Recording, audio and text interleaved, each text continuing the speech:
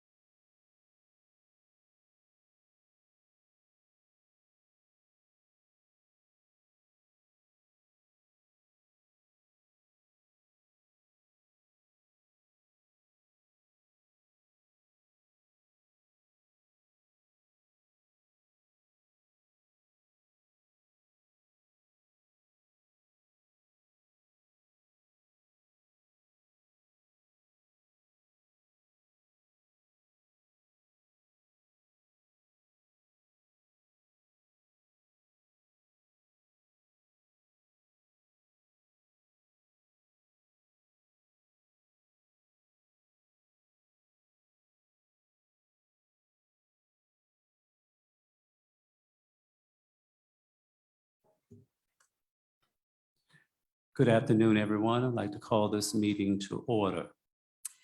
I would like to make a motion to approve Don Morris's request to attend the October 5th, 2023 school board meeting remotely via Zoom due to personal matters. All in favor? Aye. All opposed?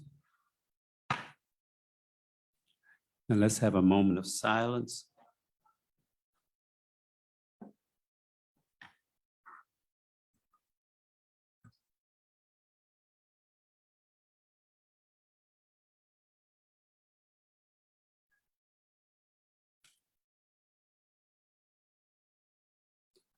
Let us stand and say the Pledge of Allegiance.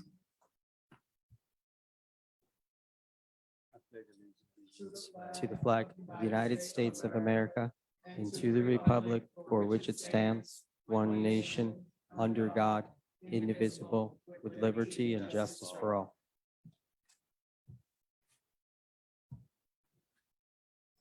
Madam Clerk, would you call the roll?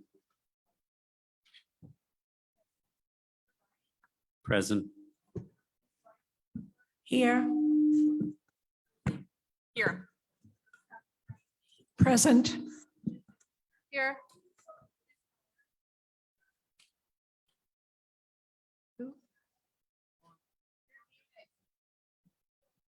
I don't think he can hear you.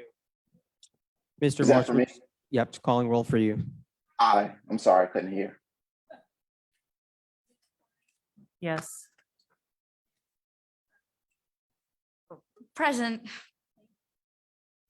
The next item on the agenda is approval of the agenda. Do we have a motion? I move that we approve the proposed agenda. Second. Any discussion? All in favor? Aye. Aye. Aye. All opposed? Okay, at this time, we will now have comments from members of the community. The Charlottesville City School Board welcomes comments from members of the community, and we ask that speakers please keep their comments to 3 minutes. Do we have anyone here in the room who would like to come forth and speak at this time?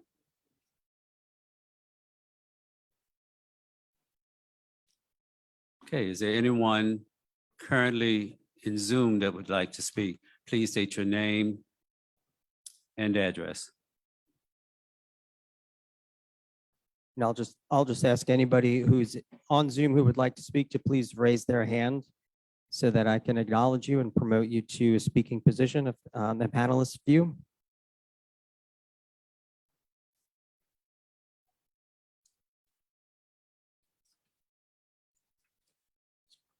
Miss Katrina Cooper, are you in the Zoom room?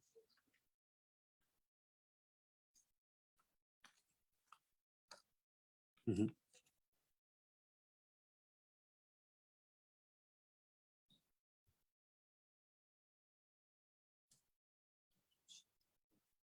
Ms. Cooper, if you would like 3 minutes for speaking, you are able to unmute at this time.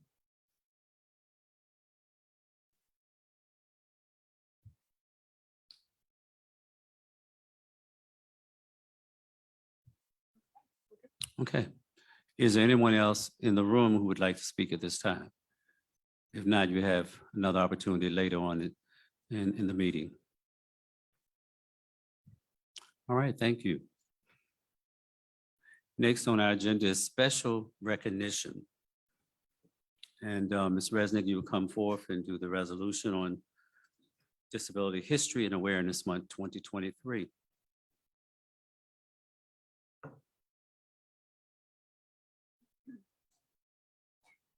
Good evening, Chairman Bryan, Dr. Gurley, members of the board.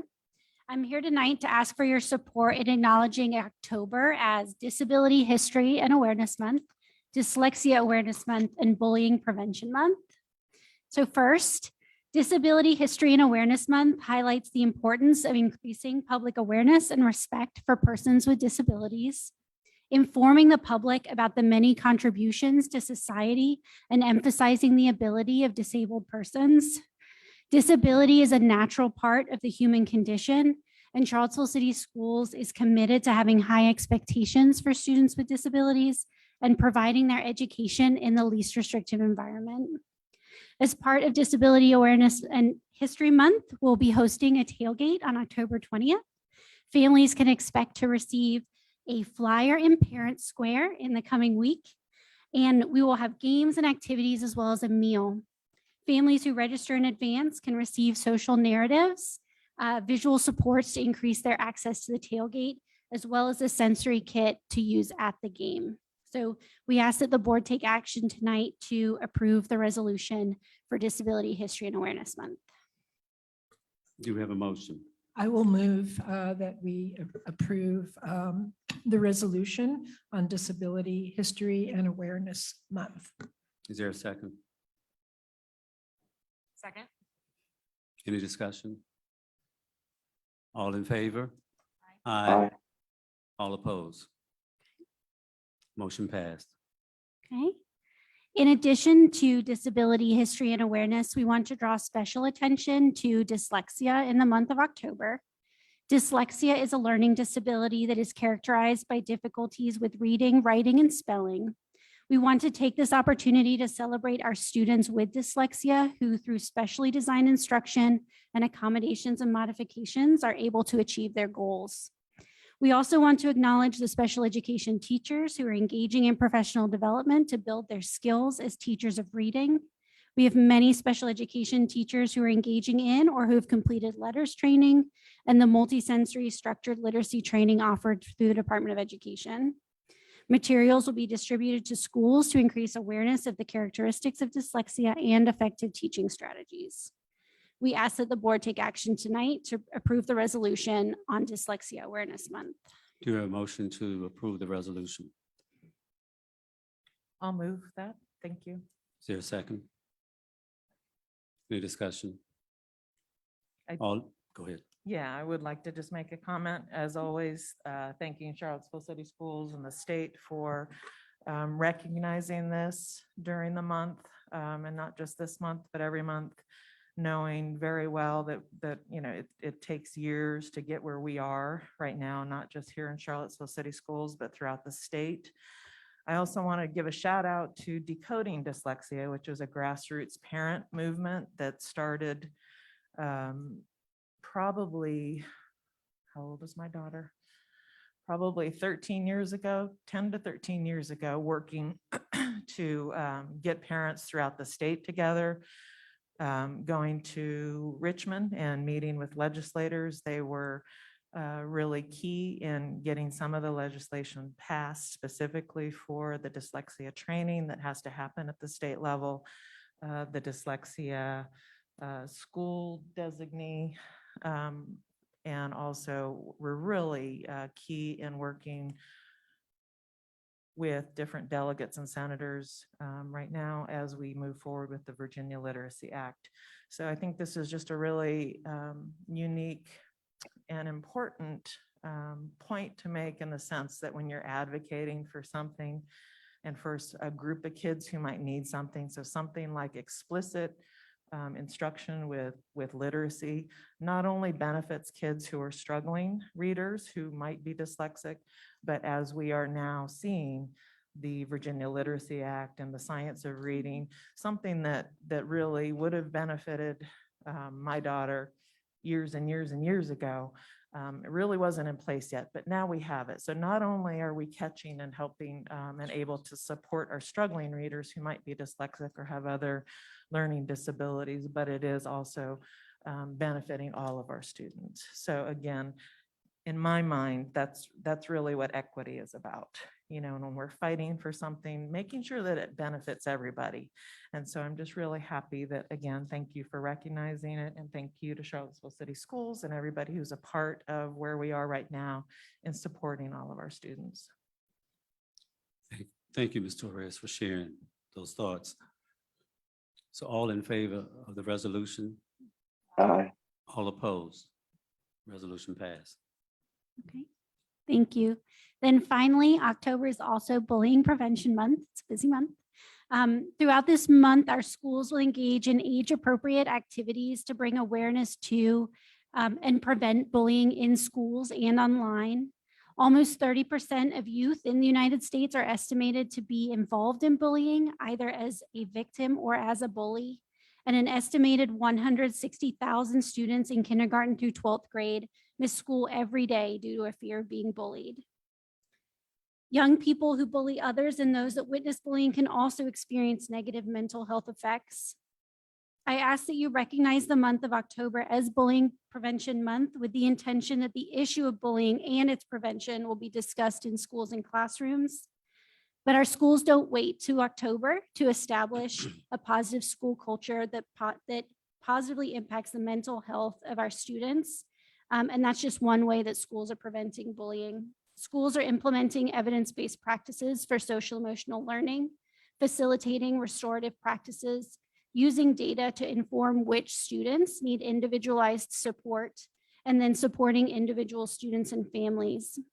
In review of each school's existing positive school culture Tier 1 plan, we can see that schools are using a range of resources, including Second Step, Zones of Regulation, and Rethink Ed, and that all staff members receive training on how to build a positive school community. We all have a part to play in preventing bullying. And I wanted to share that if you believe that your child has experienced bullying at school or online, please reach out to your school counselor. They're there to support. And that resources are available for teachers, families, and students on our website and at stopbullying.gov, which is very comprehensive. So we ask that the board take action tonight to approve the resolution for Bullying Prevention Month as well.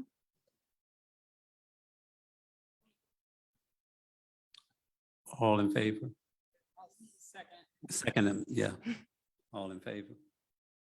Aye. All opposed? Thank you. Thank you so much. The next item on the agenda is the adoption of the consent agenda. Is there a motion? Yeah, I will move that we adopt the consent agenda. Do we have a second? Any discussion? All in favor? Aye. All opposed? Motion passed. Mr. Chair, we will now have Ms. Hoover. She will come before us with the budget calendar. If you remember last month. If you remember last month, she brought forth our proposed budget calendar, and we need action on that this evening. Good evening. As Dr. Gurley alluded to, last month we brought you the budget calendar for the budget development for fiscal year 2025. We have already started working on the items identified on that calendar. The survey was turned out or released today. And we have our first budget work session on October 19th, and that will be in the Walker cafeteria. Are there any questions? No, I will move that we approve the budget calendar for this year. Do we have a second? I will second. All in favor? Aye. Aye. All opposed? Motion passed. Ms. Hoover will remain standing, and if you remember last month, there were some budget items in the construction presentation that need to be approved this evening. If you remember, last month during the middle school construction presentation, there were two budget items. The first budget item is to amend our FY24 budget for the school construction grant that we received in the amount of $17,562,682. That's the first motion. And then the second motion is to authorize the use of fund balance for the construction of the new preschool. And that is for $1,500,000. Well, this is the first motion. Do we have a second? Okay, all in favor? Aye. Aye. All opposed? Now, the second motion, do we have a motion? Second? All in favor? Aye. All opposed? Thank you. Ms. Hoover. Thank you, Ms. Hoover. We will now have items for discussion. First up, we will have Lugo McGinnis Academy, and that will be presented by Mr. Trotter.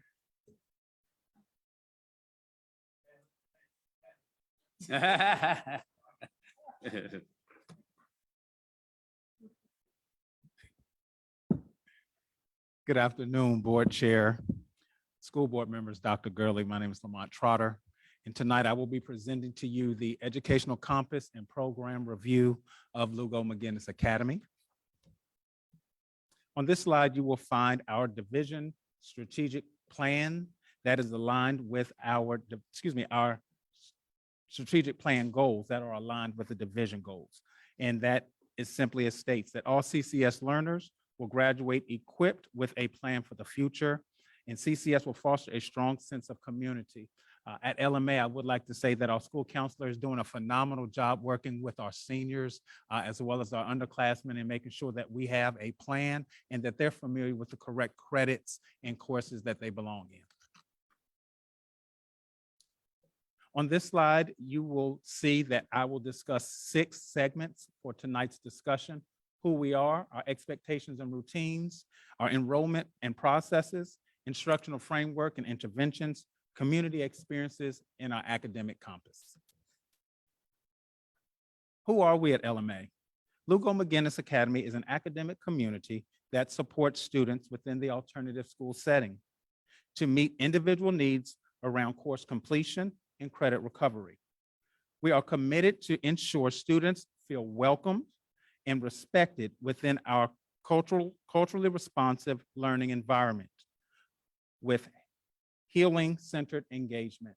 I would also just like to pause and just share with you that since coming to Lugo McGinnis, I have felt the welcome not only from our staff, but equally from the division. Thank you. Our next slide will outline our expectations and routines. They're few, but they're mighty. Our attendance and arrival. LMA students are expected to attend school daily and regularly communicate between home and school is important for various circumstances. Since then, what we have also done is we have allowed for perfect attendance incentives. One of our high-level incentives that we gave out was a concert ticket. I'm not sure if you're familiar with who Moneybag Yo is. I'm not, but our young people were. So we gave out a concert ticket for that.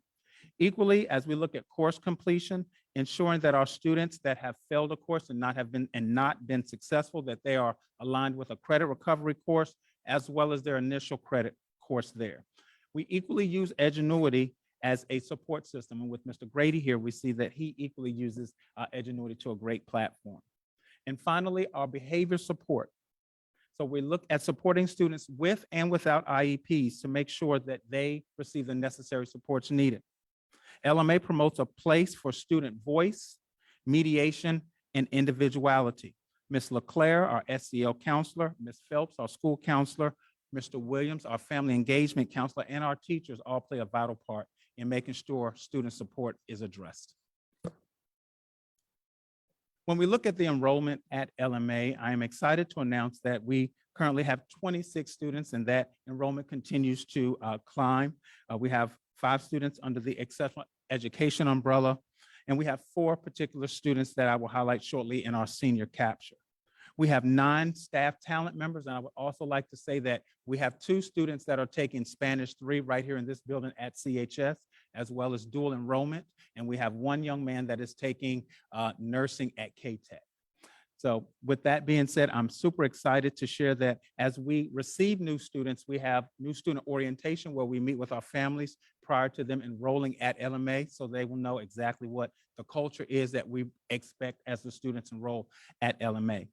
As you can also note that our communication has been very robust with our Facebook, Instagram, and Parent Square communications.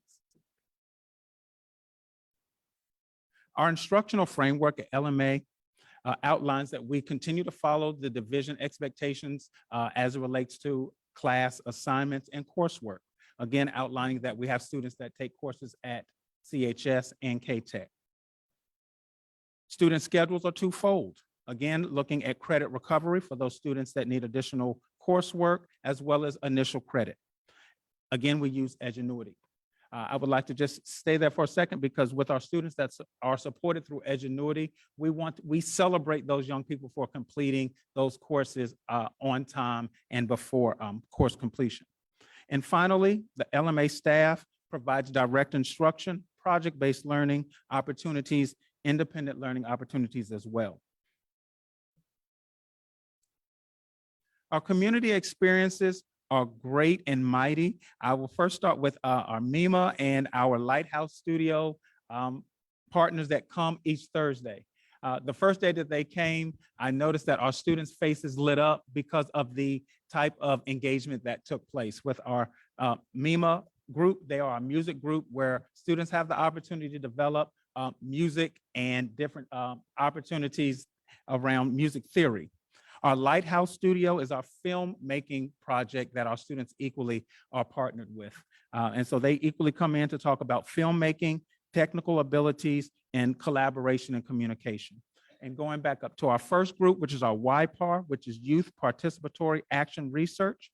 This is a partnership with UVA that allows students to deal with social justice principles that they are able to present not only to our LMA staff, but to the board as well. In our educational compass, LMA is headed in a continuous force of momentum where student experience, personalized learning, and teachers provide instructional content relevant to student understanding and experiences. We continue to become a campus of academic success, student support, and positive outcomes. And how do we do that? We're looking at our compass. We will continue with division leadership to provide meaningful academic lessons, provide student voice that will be driven by topics of interest and student support success. Educationally, LMA will continue to capitalize on our workforce program and future partnerships to develop off-campus workforce experiences for our students. Our motto for this year is that you belong here, and at this time, I'll take any questions if there are any. Thank you so much, Mr. Trotter, for presenting. Exciting. I'll start with Dom because I have a tendency to forget folks who are on virtual. Dom, would you like to start off? You have any comments or questions? No comments or questions at the moment. Thank you. Okay, Ms. Torres. The only thing I'd like to say is that I had a great opportunity to spend some time on campus and a couple of Fridays ago, I believe. and had a wonderful time and enjoyed meeting all the staff, but more than that, the students were just so, just happy and full of joy. They were getting ready, I think, and to go to the UVA football game that night. Yes, ma'am. So it was really fun. I appreciated it, and a nice thank you card for my visit. So thank you for that to everybody. And I look forward to coming back. And I saw some great pictures about the garden or the planter box above ground blocks that you guys were able to redo. Yes, So- ma'am. Through Cultivate Charlottesville. Right, yes. Yes. So thank you again for Yes, ma'am. the tour. Dr. Kraft? Well, it sounds wonderful. And I think you've really brought a lot of great new positive energy to LMA, which I think is terrific. Could you remind me what Edgenuity is?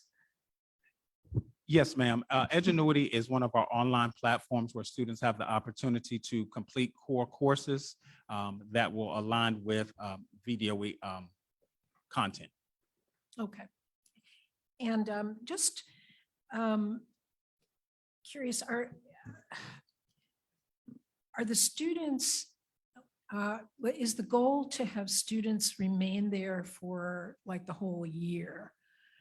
Or is it for some students to return back to the high school, to CHS? Yes, ma'am. So the goal is for the students at LMA to return back to the comprehensive high school. Even though it's a smaller setting, we want to gear them to return back to the larger setting where they can continuously engage with their peers. Although they have the opportunity to participate in sports and of the like, the goal is for the students to return back. Yes, But ma'am. if they want to stay. Then they they're can able to stay. Yes, Okay. ma'am. Yeah, it sounds like that may be happening too. Yes. That it's a real positive place to stay. Yeah. Yeah, okay. I think Mr. Grady wants to stay, right? Please. Anyway, yeah, that's basically it. I'm Thank you. excited and I look forward to visiting too. I Yes, would love ma'am. to do that. Thank you. Ms. Morrisburger? Thank you for the presentation. Yes, and I enjoyed it. It was very good energy. I was just wondering, what is the maximum capacity? Like how many students can be there at one time? Yes, ma'am. So our maximum capacity that we're currently looking at is about 30 students and we're knocking on that door. So just working with administration to be creative, but 30 is the maximum. Okay, thank you. Yes, ma'am. Ms. Dooley? Ms. McKeever? And Ms. Turner?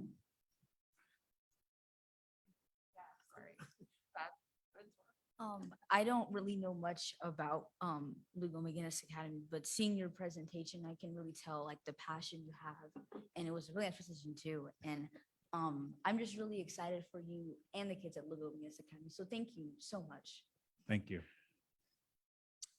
Okay, Mr. Trotter, seems like you got it going on. We're I'm trying. excited. Thank you. So I will be taking a stroll around the corner soon to visit. Yes, sir. And Mr. Bryan, I want to add, he's been very humble, but the attendance rate is the part that he did not mention. I thought we had talked about this, but the attendance rate has been rather high this school year. And I think that that's a testament to the work that they have been doing as well. Yeah. I can see Yeah, why. and the staff. Yes. Yes. Yes. I failed to recognize that we do have two of our young people that's hanging out with us, William Washington and Angel Jackson, who is our senior that I was speaking Hello. of. And we also have Mr. Brady with us as well.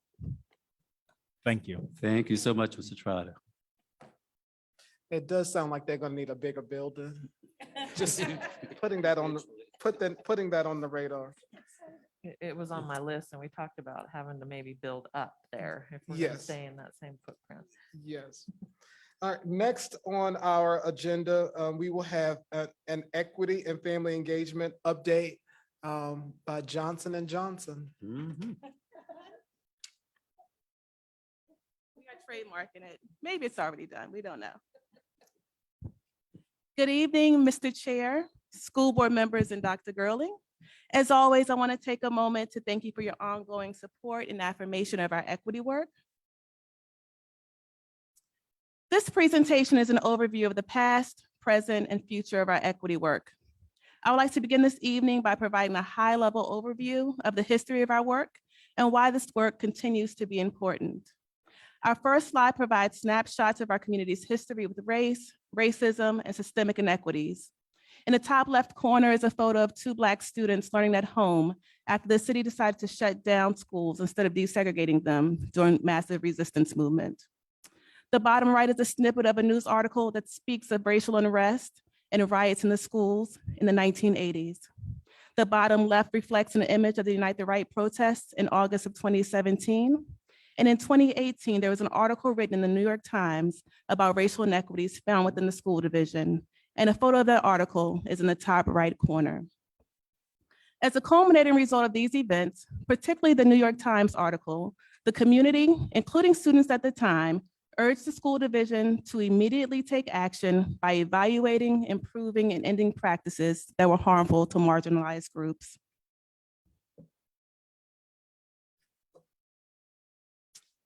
Published on October 16, 2018, almost exactly 5 years ago, the New York Times article became the impetus to our present day movement toward a more equitable school community.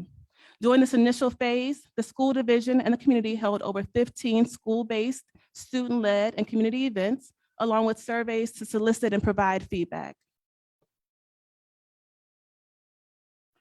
From these conversations, activities, and sessions, 32 themes emerged.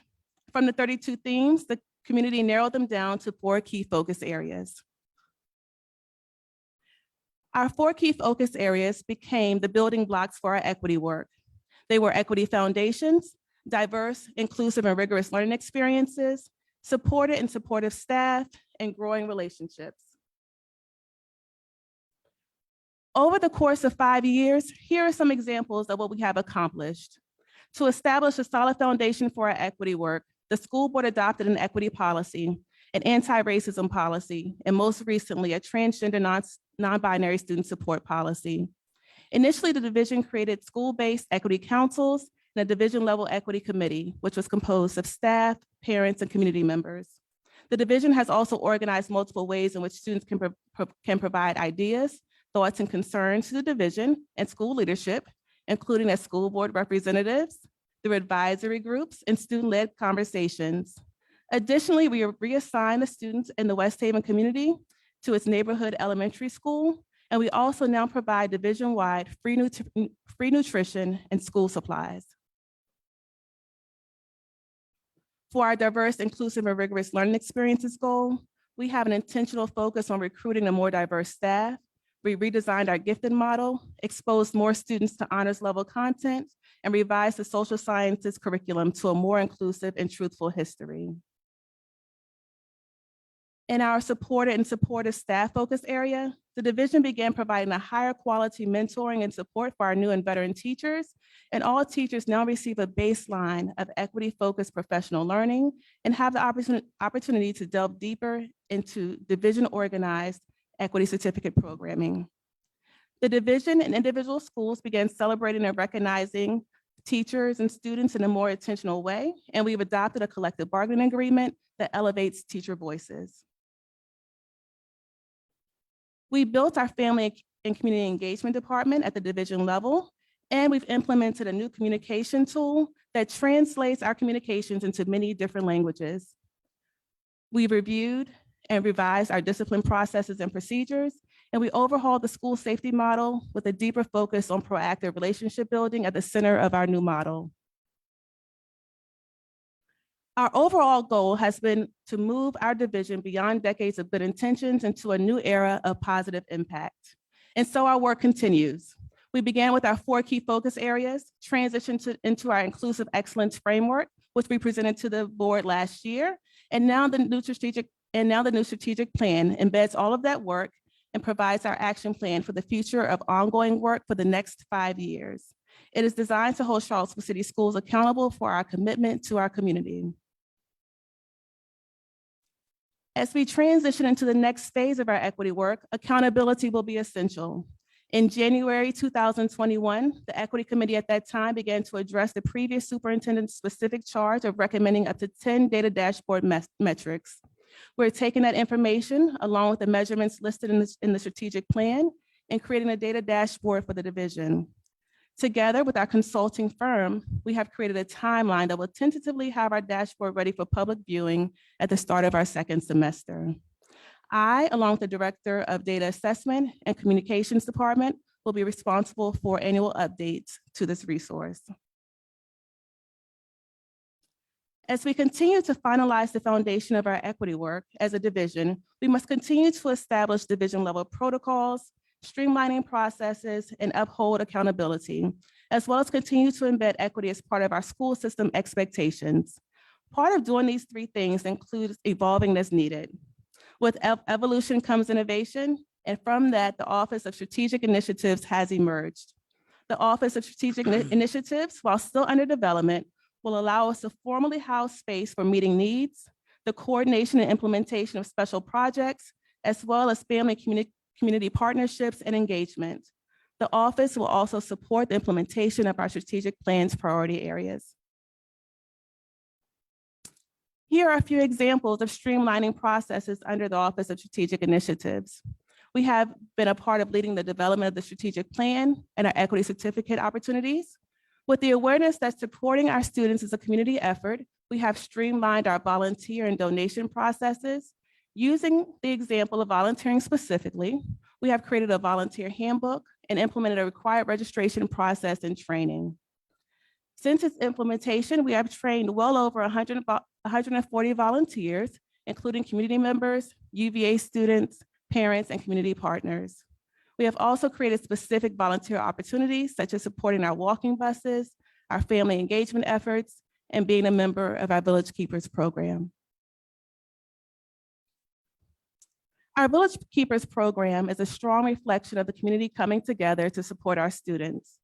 First introduced to the school board in November 2019 as the Bring Back the Village initiative, the Village Keepers program is a program that actively recruits and provides spaces for community members to support our students. We know that sharing experiences, diverse representation, and life wisdom are important in student development. As Village Keepers, community members are able to volunteer their time in a variety of ways, including mentoring, providing wellness opportunities, and sharing their strengths and skill sets with our student community.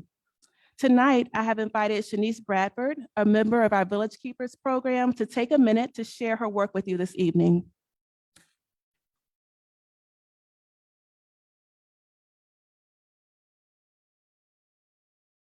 Hello, I'm Shanice Bradford. I am the Director of Community Engagement with Freddie Kids. I'm also a former graduate of Charlottesville High School. So I'm here today to share with you all about our Stump and Shake mental health initiative and collaboration. So we will be coming into Charlottesville City Schools in the very near future as a way to engage with youth while also discussing mental health topics. This past summer, we had the privilege to work closely with some of our local youth as a way to get them up and moving and also talking about mental health. So some of these topics were surrounding your social and emotional skills, leadership skills, and also just how to build your community. How do you identify the things that bring you joy? And also just all the things that make you yourself.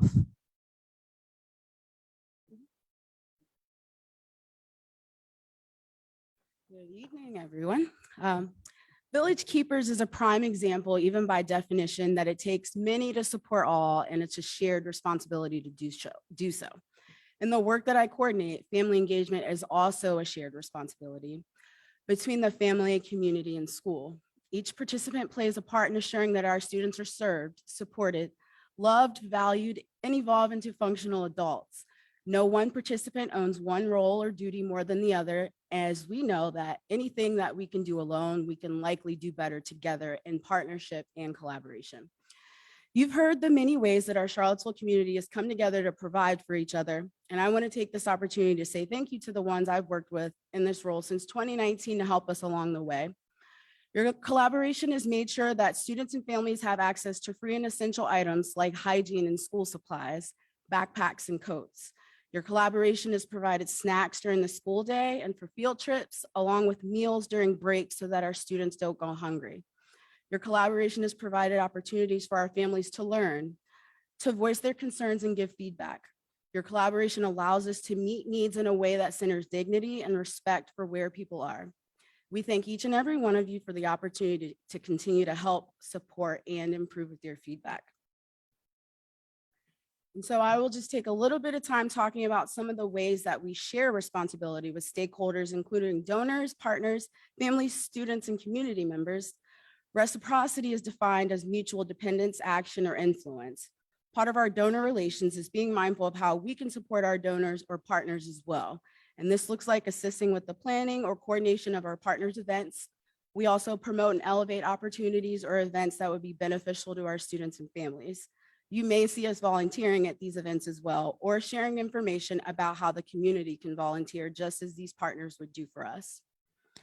We're also intentional about including our partners in meetings. Examples include the Blue Ridge Area Food Bank and our Beaufort Eats Committee meetings, where we've made decisions such as sharing the load of leading the team. We now have 2 co-leads to help with that, as well as expanding food pop-ups during sports events at CHS and Walker. This also looks like refining our processes for food distribution with our folks on the ground in mind. With their input, we've pre-planned dates for our break distribution, leaving us time to fill in gaps with volunteer support. Another example is our expansion of Ed Zone, and that's our hygiene closets for elementary students, which will now include Ed Zone champions. Ed Zone champions are 1 designated staff from each of our elementary schools who will work with myself and the Chris Long Foundation to expand the access of our essential products made available in our buildings. They'll also share data at staff meetings and with me for inventory purposes, and host pop-up style setups at school and community events. Finally, our staff, family, and stakeholder feedback is the most important piece, as this helps us center exactly what our students and families are asking for, and it helps with our refinement process as we continue to improve, and it gives us an opportunity to gain perspectives outside of our own. And as I normally do to wrap up my time with you all, I leave you with a quote to wrap up our presentation. People often underestimate the power of collaboration. If we truly are going to revolutionize education, collaboration will be the heart of that work. And that's from Leslie Kennard, an educational leader from North Carolina. And we thank you for your continued support, and we'll take questions if you have them. Well, thank you, ladies, for your outstanding reports. And I'll start to my right with Ms. Turner, our student rep, if she have any comments or questions. I just want to say that it was a really great presentation. Very, had a lot of information, very thorough, and I can tell a lot of time was put in this. Thank you so much. Thank you. Ms. McKeever? Ms. Dooley? I think my comments are just of gratitude to you and your team. And just, I'm grateful to be in this role doing this work with this focus. I think we're surrounded by some communities both nearby and nationally that are running away from these conversations and are falling into a trap of thinking that the pursuit of equity is a zero-sum game, and that to work towards leveling the playing field, that somebody is going to have something taken away. And so the work that you are doing is tremendous. I'm grateful for you. And just please continue to let us know how we can support. And Ms. Morrisburg? I just want to say, yes, it was a lovely presentation, and it was good to see all of the things that you all have been doing. And the biggest thing that came to mind is when you were showing the New York Times article and, like, you know, where we started, or where I started as a school board member.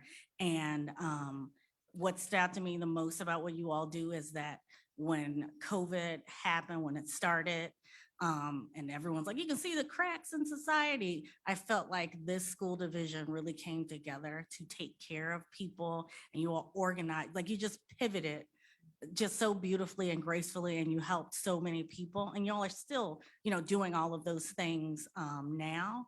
And you know, it's like one thing, like, you know, it's this little piece and that little piece, but together they're huge. Like we're talking about kids being able to play instruments if they don't have the money or they can't cover fees. And then the free and reduced lunch. You know, I've heard horror stories from people who are like, you got a red ticket when I was in school. And so now, like, you know, doing the work to make sure kids feel equal. When my daughter goes to school, I'm like, you got a snack, you got a snack. And she's like, calm down. There's snacks in the classroom. So I just remember like where we started and, you know, where we are now. And it's it's evident that you all really care about people. And that it's like, it's not like y'all are doing a job. It seems like it's second nature of you for you guys. So I appreciate all of the work that you all are doing. So thank you. Dr. Kraft? Well, me too.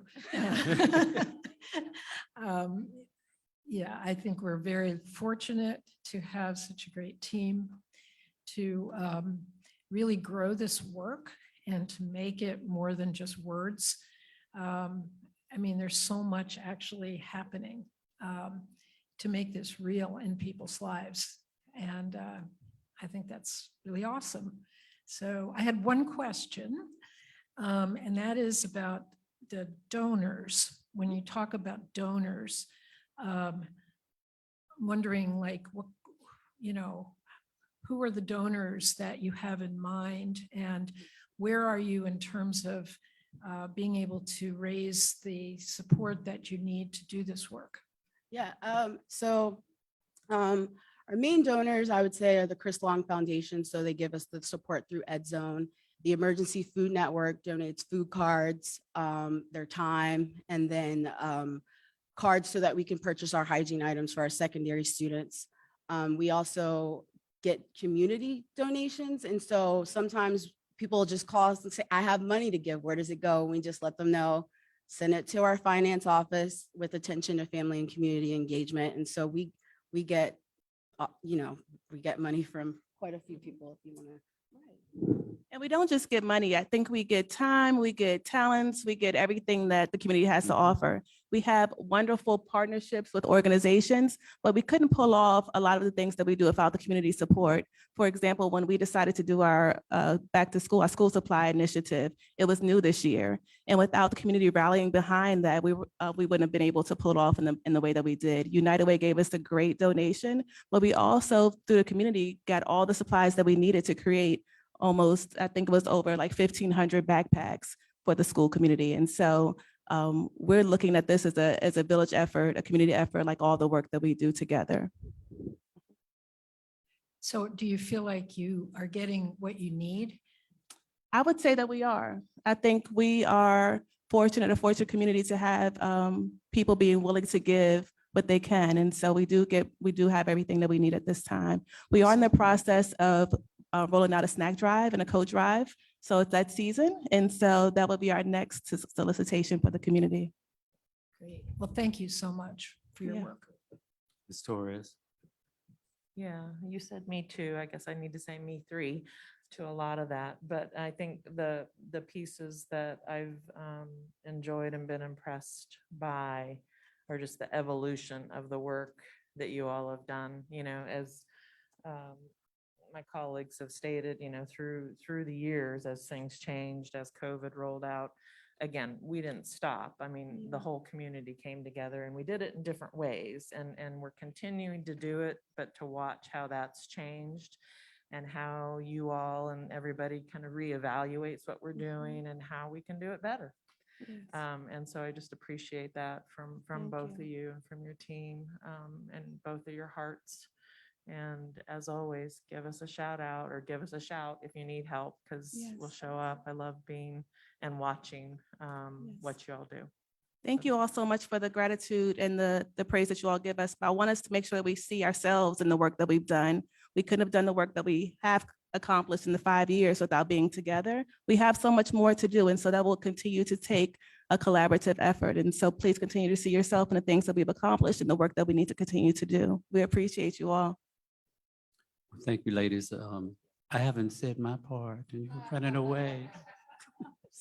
Mr. Bryant. Dr. my Johnson, apologies. but yes, I too, like LaShondra came on in 2018 with that New York Times article. So we have really put our feet to the grindstone and really perfected our equity vision and making those connections, Bianca, in the community, not only with our parents and students and partners in the community. It's just beginning to continue to grow and develop and evolve. And you are doing amazing work, and your hard work certainly has not gone unnoticed. And thank you so much for all that you all do for our children, teachers, staff, and And we're just proud of all the work you're doing. Bravo, bravo. And again, this is another group who has been very humble because they kind of glazed over it, but they really have evolved this office into the Office of Strategic Initiatives. And if you looked at that graphic, the center of it is equity. And so one of the things that we didn't spend a lot of time on, but that Village Keepers component. I truly believe that the work of Dr. Johnson and Ms. Johnson will be an exemplar around our state and our nation. I do believe that that work, the core of that work is what's going to help to refocus our students. We have to, we talk about, getting teachers of color and so, okay, we don't have them, but we have people in the community who can be just as impactful. And so taking them through this volunteer training and giving our students the supports they need. We're looking forward to our students participating in Stomp and Shake, all of those things. And so, but it's a testament to the work. And so again, thank you. Thank you both. Okay, thank you. Thank you again, ladies. All right, 10.3 is Ms. Chuck. Good evening, Mr. Chair, members of the board, and Dr. Gurley.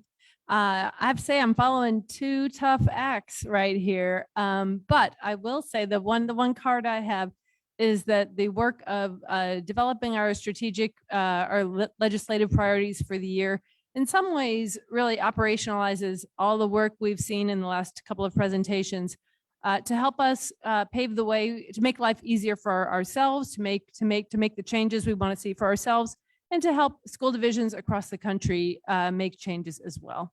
So tonight is really just a conversation starter. We will continue this conversation at the work session in October. But this slide just presents a couple of key slides as we head towards that legislative session that starts on the 10th of January. As you know, we look to other educational organizations to help us develop priorities so we can come alongside them in their work. The Virginia School Board Association's priorities are published for this year, and they have, that document is linked to this slide here. You can see the link at the top of that section. Virginia Association of School Superintendents has, they frame theirs a little differently now. I think it's like a positions document or something along those lines. That one I did not see published yet. And Virginia Education Association often publishes one as well, and I have not seen that one yet. So we will just keep looking for those and finding points of resonance as we move forward. Our local electeds in the last however many years their own positions have been very well aligned with these positions as well. We don't, there's no knowing in the future what may happen, but that's been a good alignment in the past. Previous issues of concern, that just examples of things that we or other school divisions have brought forth or that have been active in the General Assembly in the past. As you know, we have been advocates of the 1% sales tax option for school construction that has not gone through in the last couple of years, but I think that is a possible continuance for this year.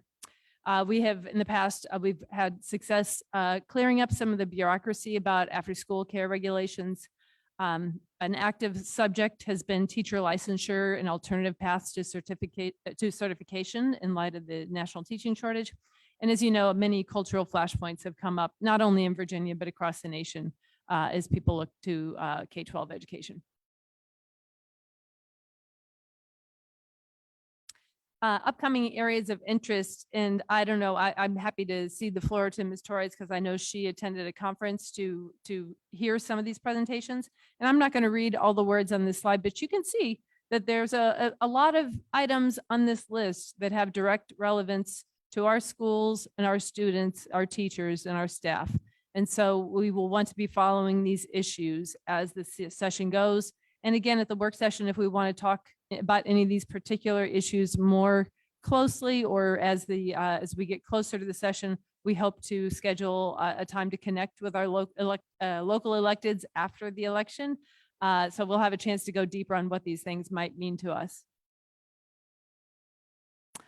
Across the country, people keep saying an off year, but that is not true in Virginia. So I just want to remind people who may be watching that this is a very big year in Virginia politics. Every single seat in the General Assembly is up for grabs. There has been renewed districting lines drawn. So regardless of our viewers' politics, regardless of their perspective, this is an important way to support our schools. Let's make your voice heard. The key deadlines are up ahead, but that I just want to make sure that nobody is thinking, oh, it's an off year. It's an off year. No, this is the year everybody watches Virginia, because for us, it's a very busy year.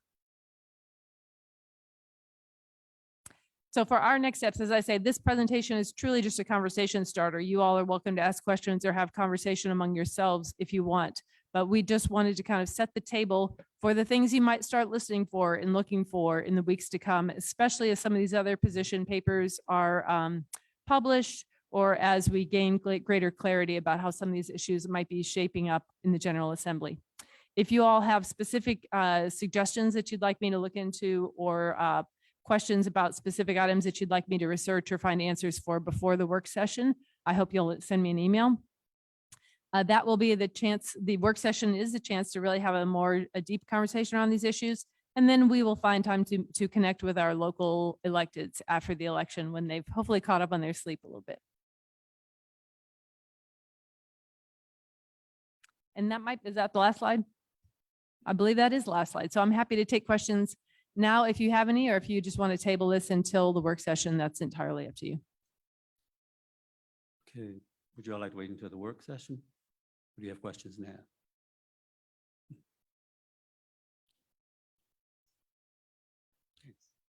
Okay. All right. Thank you very Ms. much. Chuck.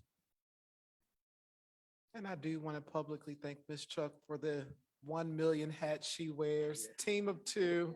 So I appreciate you. Thank you. Our next presentation is none other than 10.4, our accreditation update. Ms. Carolyn Swift. All right. So good evening, Chairman Bryant, members of the board, and Dr. Gurley. Virginia Public Schools receive annual state accreditation ratings based on performance through combined achievement rates. And there are also federal reporting based on unadjusted pass rates in English, math, and science, as well as other measures of quality and performance. And tonight's presentation will focus on the state's accreditation system and how our schools performed on overall student achievement, achievement gaps, and student engagement. First, I'd like to start with the alignment to our new strategic plan. Student achievement aligns with the priority 1, which focuses on increasing academic achievement with these 3 goals in mind. And here are the targets and measures that we have set for school accountability and accreditation. And I would like to highlight target 11, which you will see that 6 of our schools did meet that target this past year.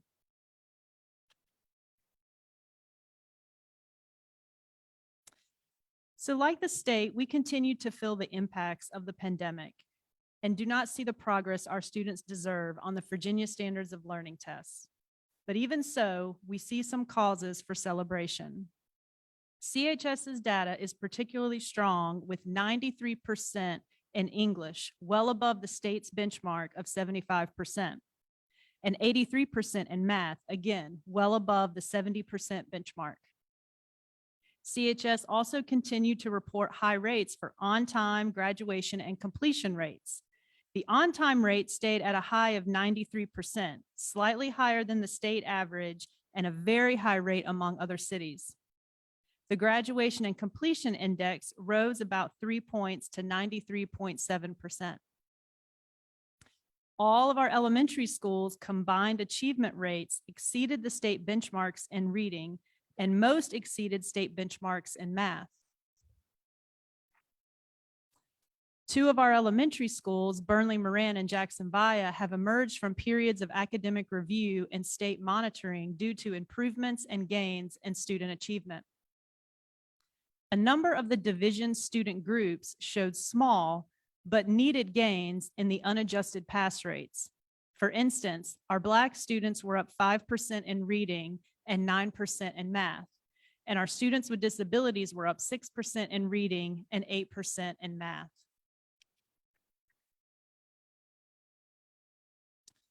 But alongside these gains, our overall unadjusted pass rates, which do not include growth, showed only modest improvements and continued to trail state averages. For instance, the division's overall pass rate for English was 65% compared to the state's average of 73%. When this data is broken out into student groups, we find continued troubling disparities. Charlottesville's white students surpassed the pass rates of white students statewide with a local pass rate of 88%. But for other groups in our schools, the pass rates were lower than comparable state averages. Additionally, the division's overall math pass rate was 60% compared to the state's average of 69%. Again, breaking the data into groups shows similarly wide disparities among demographic groups. And these disparities in our middle grades 5 through 8 are of particular source of concern, reflected in the accredited with conditions status at Walker Upper Elementary and Buford Middle School. And Clark Elementary School also shares that status. The average chronic absenteeism rates have nearly doubled across the Commonwealth. Our rates have risen significantly since the pandemic, particularly at Clark, Walker, and Buford. And the data show what we already know, that if students are late or absent, they are not learning to their full potential. And during the 22-23 school year, chronically absent students in the state of Virginia were behind their peers by 18% in reading and 25% in math.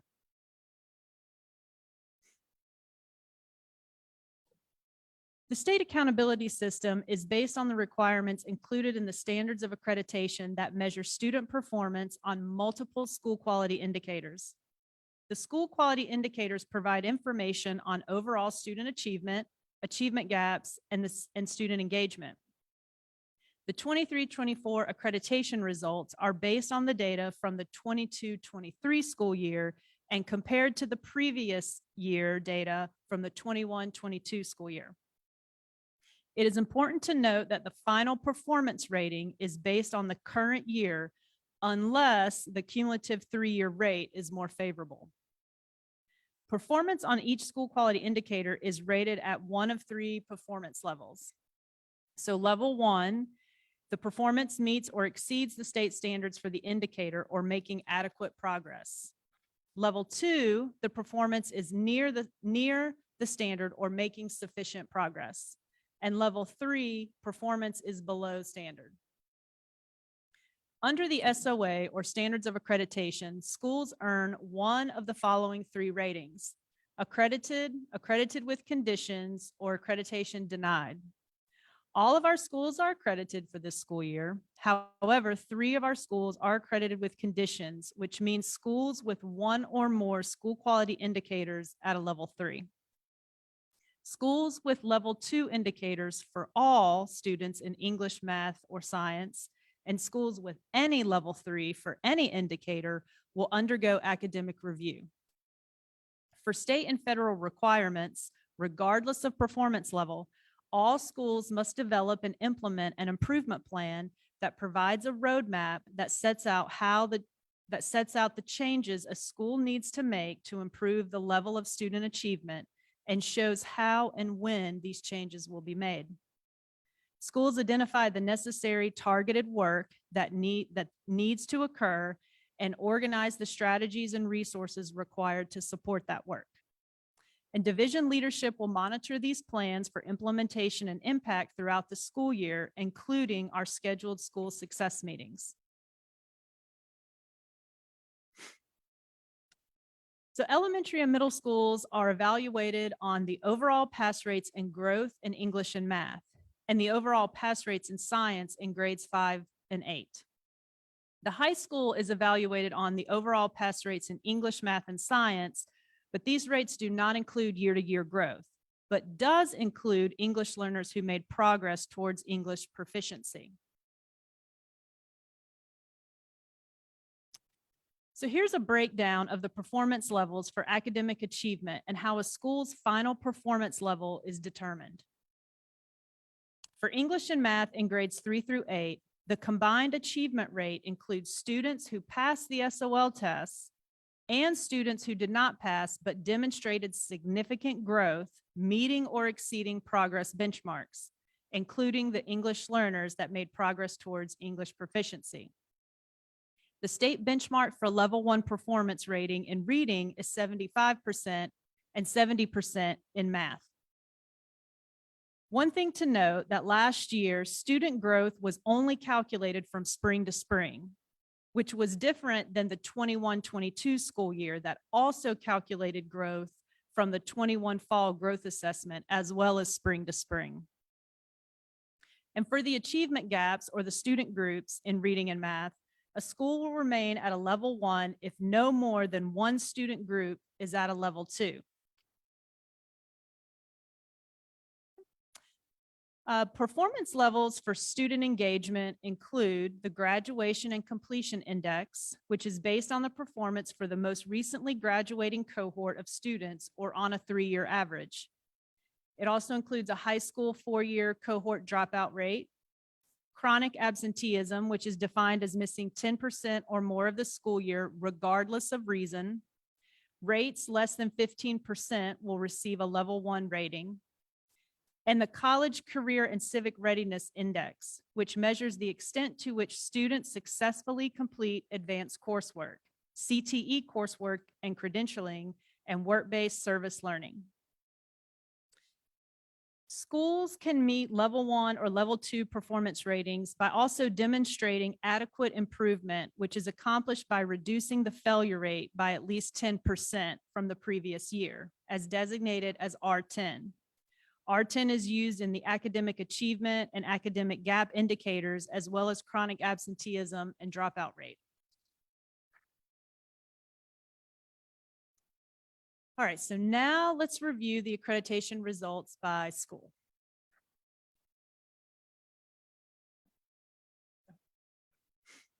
All right, so first we'll start with the 3-year comparison at Burnley Moran Elementary School.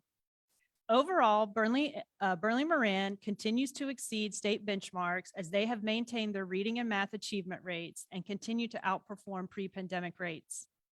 32 students, or 12% of their student body, had chronic absenteeism. And since their rate is less than 15%, they meet level 1 standard. So when we look at the achievement breakdown, student groups with the less than symbol means the group size is less than 10 students, and the numbers will not be publicly reported to protect student privacy. So we will only show the overall rate. The column for total tests taken includes recoveries that are counted twice in the numerator and the denominator. And recovery means that a student did not pass the previous school year, but they received remediation and then passed the following year. So therefore, to get that combined rate, it's the sum of the 4 columns, the passing, recovery, growth, and L progress divided by total tests. So now, Burnley Moran is rated level 1 for overall performance in English and math. And I would like to announce that Burnley Moran improved from a level 3 to level 2 for the achievement gap in English, increasing the achievement of Black and Hispanic student groups, and therefore they will not have to undergo academic review this year. Yeah. The English achievement gap is level 2 because the economically disadvantaged and students with disabilities group did not meet the state benchmark.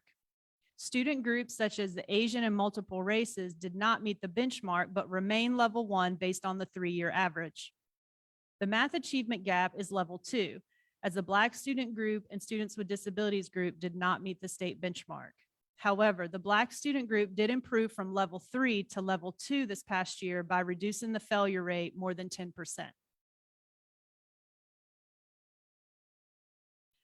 Next, we have Clark Elementary School. Clark's English rate continues to exceed the state benchmark. However, there was a decrease in math compared to previous years. They did reduce the failure rate by more than 10%, which keeps the overall math performance rate at a level 1. 84 students, or 30% of their student body, had chronic absenteeism this past year. And since this rate is greater than 25%, it is at a level 3. Clark Elementary School is rated level 1 for overall academic performance in both English and math. However, Clark is accredited with conditions due to the level 3 performance for the achievement gaps in English and math and will undergo academic review this year. While we do see some improvements for a few student groups, Clark is rated level 3 for the achievement gap in English, as Black student group and students with disabilities did not meet the state benchmark. Economically disadvantaged student group did improve from a level 2 to a level 1, performing above the state benchmark.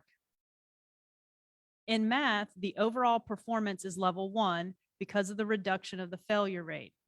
And they had 12 more students pass this past spring than they did in 2022. The math achievement gap is rated level 3 since the Black student group, multiple races, and students with disabilities did not meet the state benchmark. The economically disadvantaged student group did not meet the state benchmark, but they did reduce the failure rate, bringing it to level 2 status. Clark's School Improvement Plan identifies these areas of concern and outlines specific action steps to address them.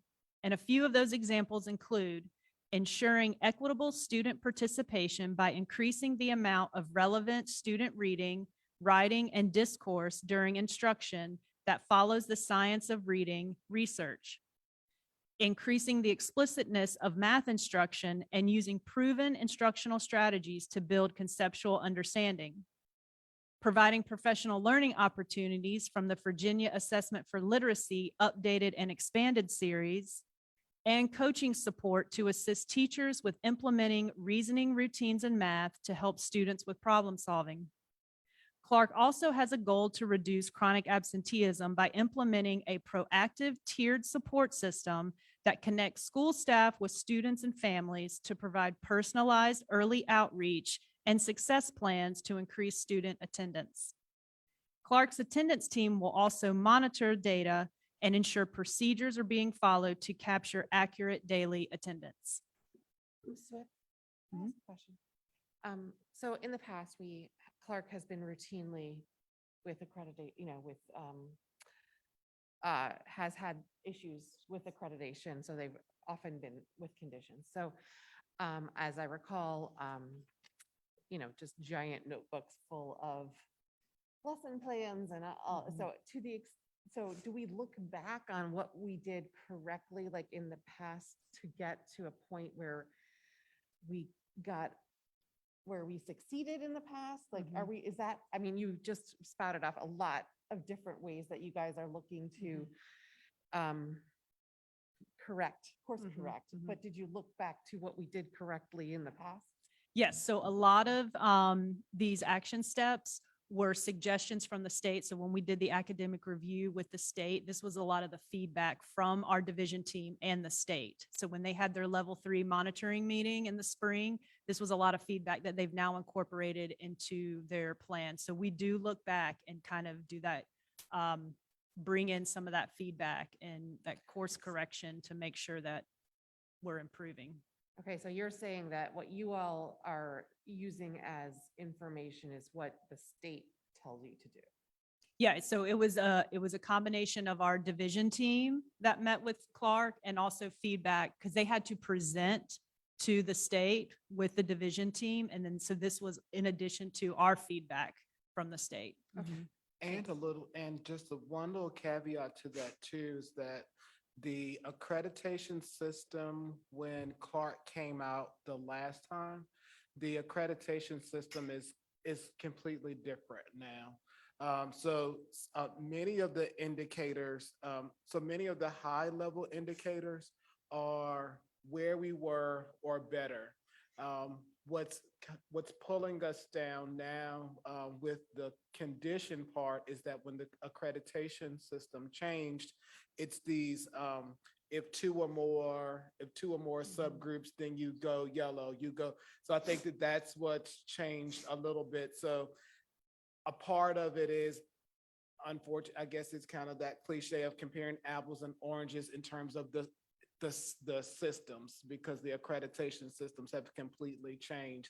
I mean, in addition to administrators, but this system is, many of the numbers are higher than they were, but it's some of that low level, one or more, get you yellow, 2, level 3, those types of things. If that makes sense. Does that make sense? So next is Greenbrier Elementary School. Greenbrier continues to surpass state benchmarks, even though there was a slight decrease in both English and math. 26 students, or 9% of their student body, had chronic absenteeism. Greenbrier Elementary School is rated level 1 for all the school quality indicators. Almost all student groups met or exceeded the state benchmark in both reading and math, except students with disabilities did not meet the state benchmark in reading. The math achievement gap is level 1 since all student groups met or exceeded the state benchmark.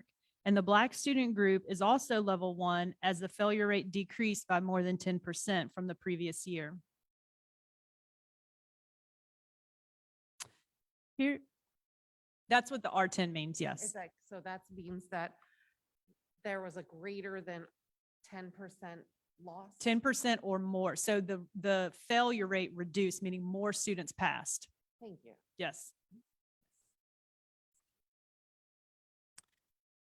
So overall, Jackson Via exceeds state benchmarks as they have increased their math achievement rates and continues to outperform pre-pandemic rates. 51 students, or 16% of their student body, had chronic absenteeism and is rated level 2 as it's above the 15% benchmark. I would like to announce that Jackson Via is rated level 1 for all of their school quality indicators. The reading and math achievement gap groups have both improved from level 2 to level 1, and because of this improvement, they will not have to undergo level 2 state monitoring. Almost all student groups met or exceeded the state benchmark in both reading and math. However, the Black student group did not meet the benchmark for reading, but they did reduce the failure rate by more than 10%. Students with disabilities improved from level 3 to level 1, exceeding the state benchmark in both reading and math.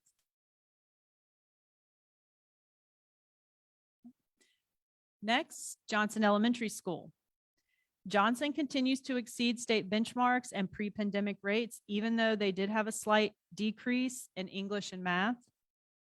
50 students, or about 18% of their student body, had chronic absenteeism and is rated level 2. Johnson Elementary School is rated level 1 for overall academic performance in both reading and math. All student groups met or exceeded the state benchmark in reading. Students with disabilities is level 1 due to the reduction of the failure rate, the R10, and economically disadvantaged group did improve from level 2 to level 1, meeting the state benchmark. The math achievement gap is level 2 as the Black student group and students with disabilities did not meet the state benchmark. Economically disadvantaged group is rated level 1 because of the reduction of the failure rate.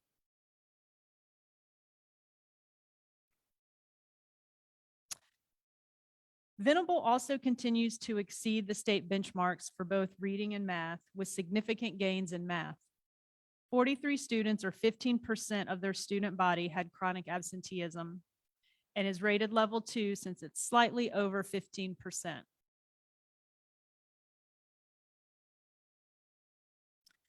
Venable is rated level 1 for overall performance in reading and math. The English achievement gap is level 2 as the Black student group and economically disadvantaged group did not meet the state benchmark. Students with disabilities did improve from level 3 to level 1, exceeding the state benchmark for reading. And all student groups met or exceeded the state benchmark in math and maintained level 1 status. All right, now let's look at Walker Upper Elementary School. We see decreases in both English and math as compared to previous years. However, science did increase from the previous year by reducing the failure rate more than 10%. 154 students, or 25% of their student body, had chronic absenteeism and is rated level 3.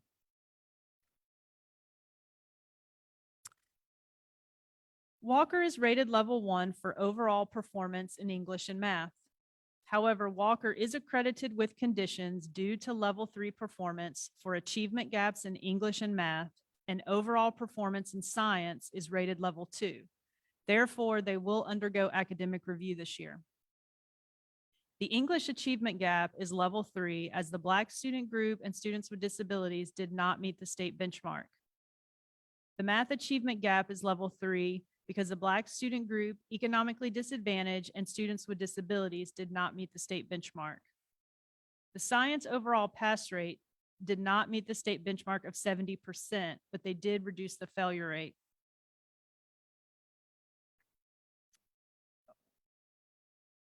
Sorry. Go back. Walker's School Improvement Plan identifies these areas of concern and outlines specific action steps to address them.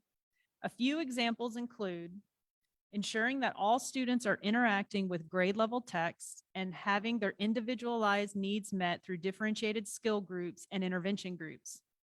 Grade 5 math will focus on the implementation of investigations to improve the teaching and learning of elementary math. PLCs will meet weekly to analyze student data and create tiered supports based on student need. They will utilize the reading and math specialist as well as the gifted resource teacher to provide push-in tier 1 support.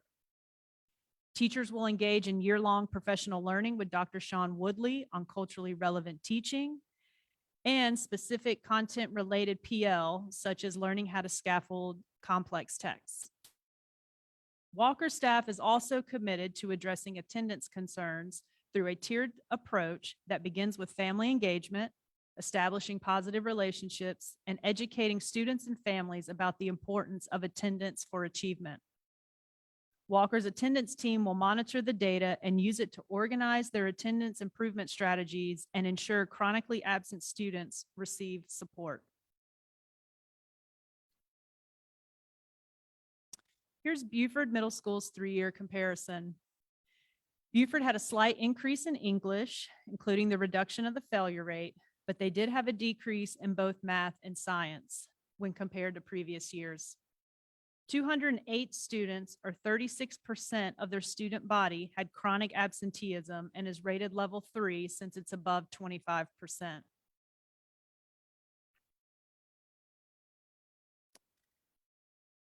Buford's overall achievement in English and math are rated level 1. The English combined rate also includes the grade 8 writing SOL, which impacts the overall performance rate. However, the reduction of the failure rate in reading improved the overall English rate from level 2 to level 1. The Black student group, Hispanic, economically disadvantaged, and students with disabilities did not meet the reading state benchmark and therefore remain at a level 3 for the English achievement gap. Buford did improve from level 3 to level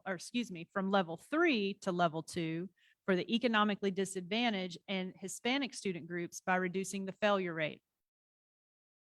The math achievement gap is level 3 as the Black student group, economically disadvantaged, and students with disabilities did not meet the state benchmark.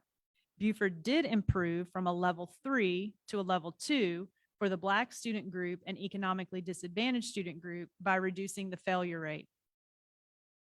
Overall performance in science did not meet the state benchmark and is rated level 3. Buford's School Improvement Plan identifies specific student groups and action steps that they will take to address these gaps. And some examples include utilizing the WIN period, or what I need time, each day to extend learning opportunities for students to work with teachers for targeted remediation or enrichment of specific concepts and skills.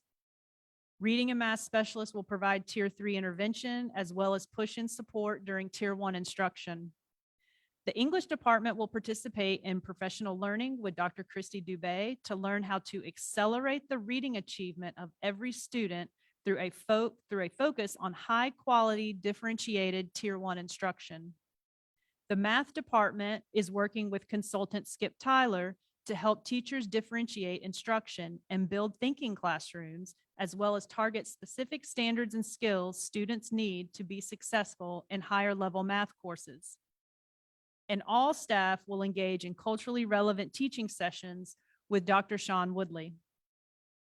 Buford has also formed an attendance team that meets weekly to discuss students who might be at risk and provide individualized support such as attendance contracts or home visits.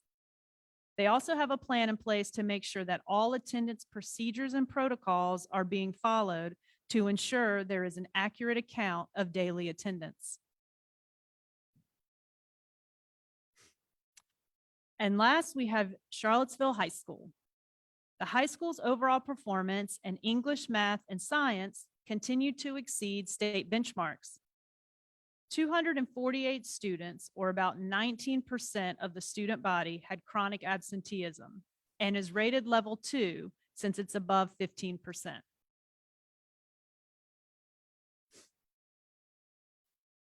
CHS is rated level 1 for all school quality indicators except the math achievement gap. The Black student group and students with disabilities did not meet the state benchmark in math. However, both groups did show improvement.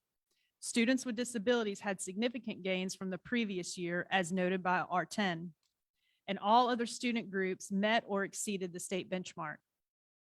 And science overall achievement is rated level 1.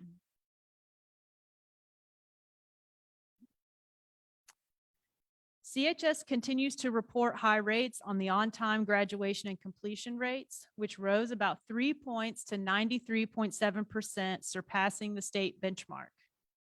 Great job, CHS. Additionally, for the graduating cohort, the College Career and Civic Readiness Index measured student preparation for college and careers while in high school.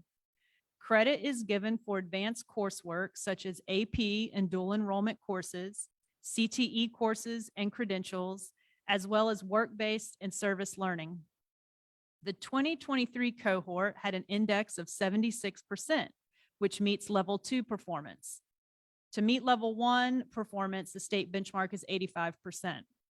And Megan Fitzgerald will share more information when she presents on the CTE plan later this year.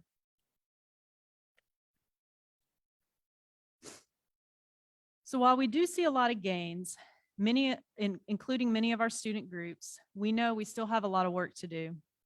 And we are committed to improvement, even where we are already exceeding state benchmarks or averages. Some recent or new examples of supports that we have added in our schools include a new secondary literacy specialist position supporting grades 6 through 12. We are currently in the planning stages with All in Virginia, taking advantage of state funding to provide staffing and resources for tutoring and attendance. We also have a robust professional learning plan this year to build the instructional capacity of our teachers and leaders through meaningful, relevant, and personalized professional learning. And just to name a few of these opportunities, as mentioned earlier, Dr. Sean Woodley is doing year-long work at Walker and Buford to focus on culturally relevant teaching. We have SIOP training for instructional coaches to support teachers in addressing the academic needs of English learners, but these practices and strategies also benefit all learners. And there are various sessions throughout the year to support teachers with differentiation and student engagement. But more comprehensively, with the launch of our 5-year strategic plan, we have built an action plan to move us forward, not to the old normal before the pandemic, but to a new normal of academic and personal growth for every student. We are taking the necessary supportive actions to help us reach our goals so that we can become a community where everyone can achieve their full potential and lead to the elimination of the achievement and opportunity gaps. The new strategic plan's goals and targets were not only designed to hold us accountable for student outcomes, but to also hold us to our vision that CCS will be a community of hope, growth, and learning where barriers are eliminated and possibilities are limitless. And finally, If anyone is interested in learning more about a school's profile, here is the link to the Virginia School Quality Profiles page, which provides information about student achievement, college career readiness, program completion, school safety, teacher quality, and other topics of interest to families and the community. And with that, I'm happy to answer any questions you may have. Thank you so much, Ms. Powell, for that detailed, extensive report. Thank you. I'm going to start with Mr. Morris, if you have any questions. Yes, just very quickly, I guess more so, maybe not a question, more of a comment. Just please let the board know anything that we can do in regards to supporting solving the chronic absenteeism. I know that it certainly affects their academic performance, but in addition to that, we can't say that we're serving all students if we don't have students there on a regular basis. So just let us know what we can do to support.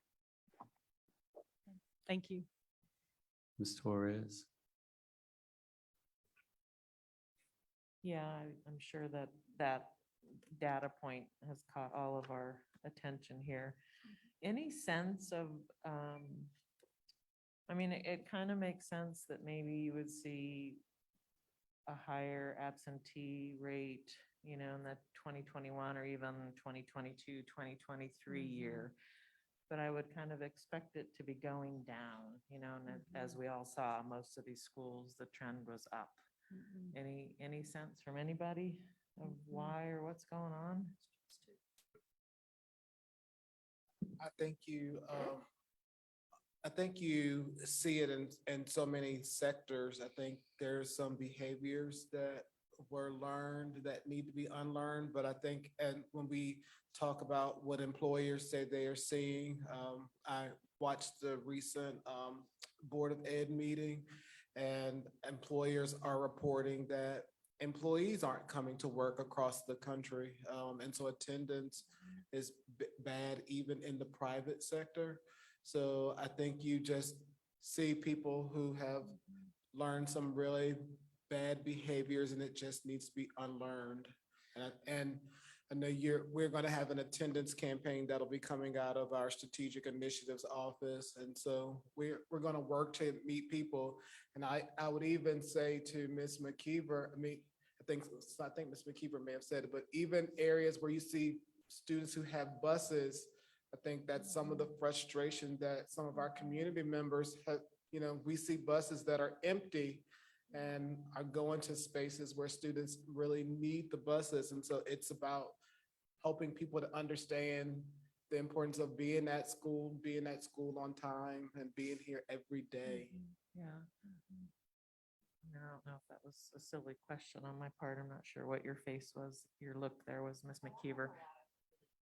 Yeah, I mean, it's, yes, I mean, I think we're all hearing that data as far as the work sector, you know, with adults and the trends of, you know, being at home, working from home.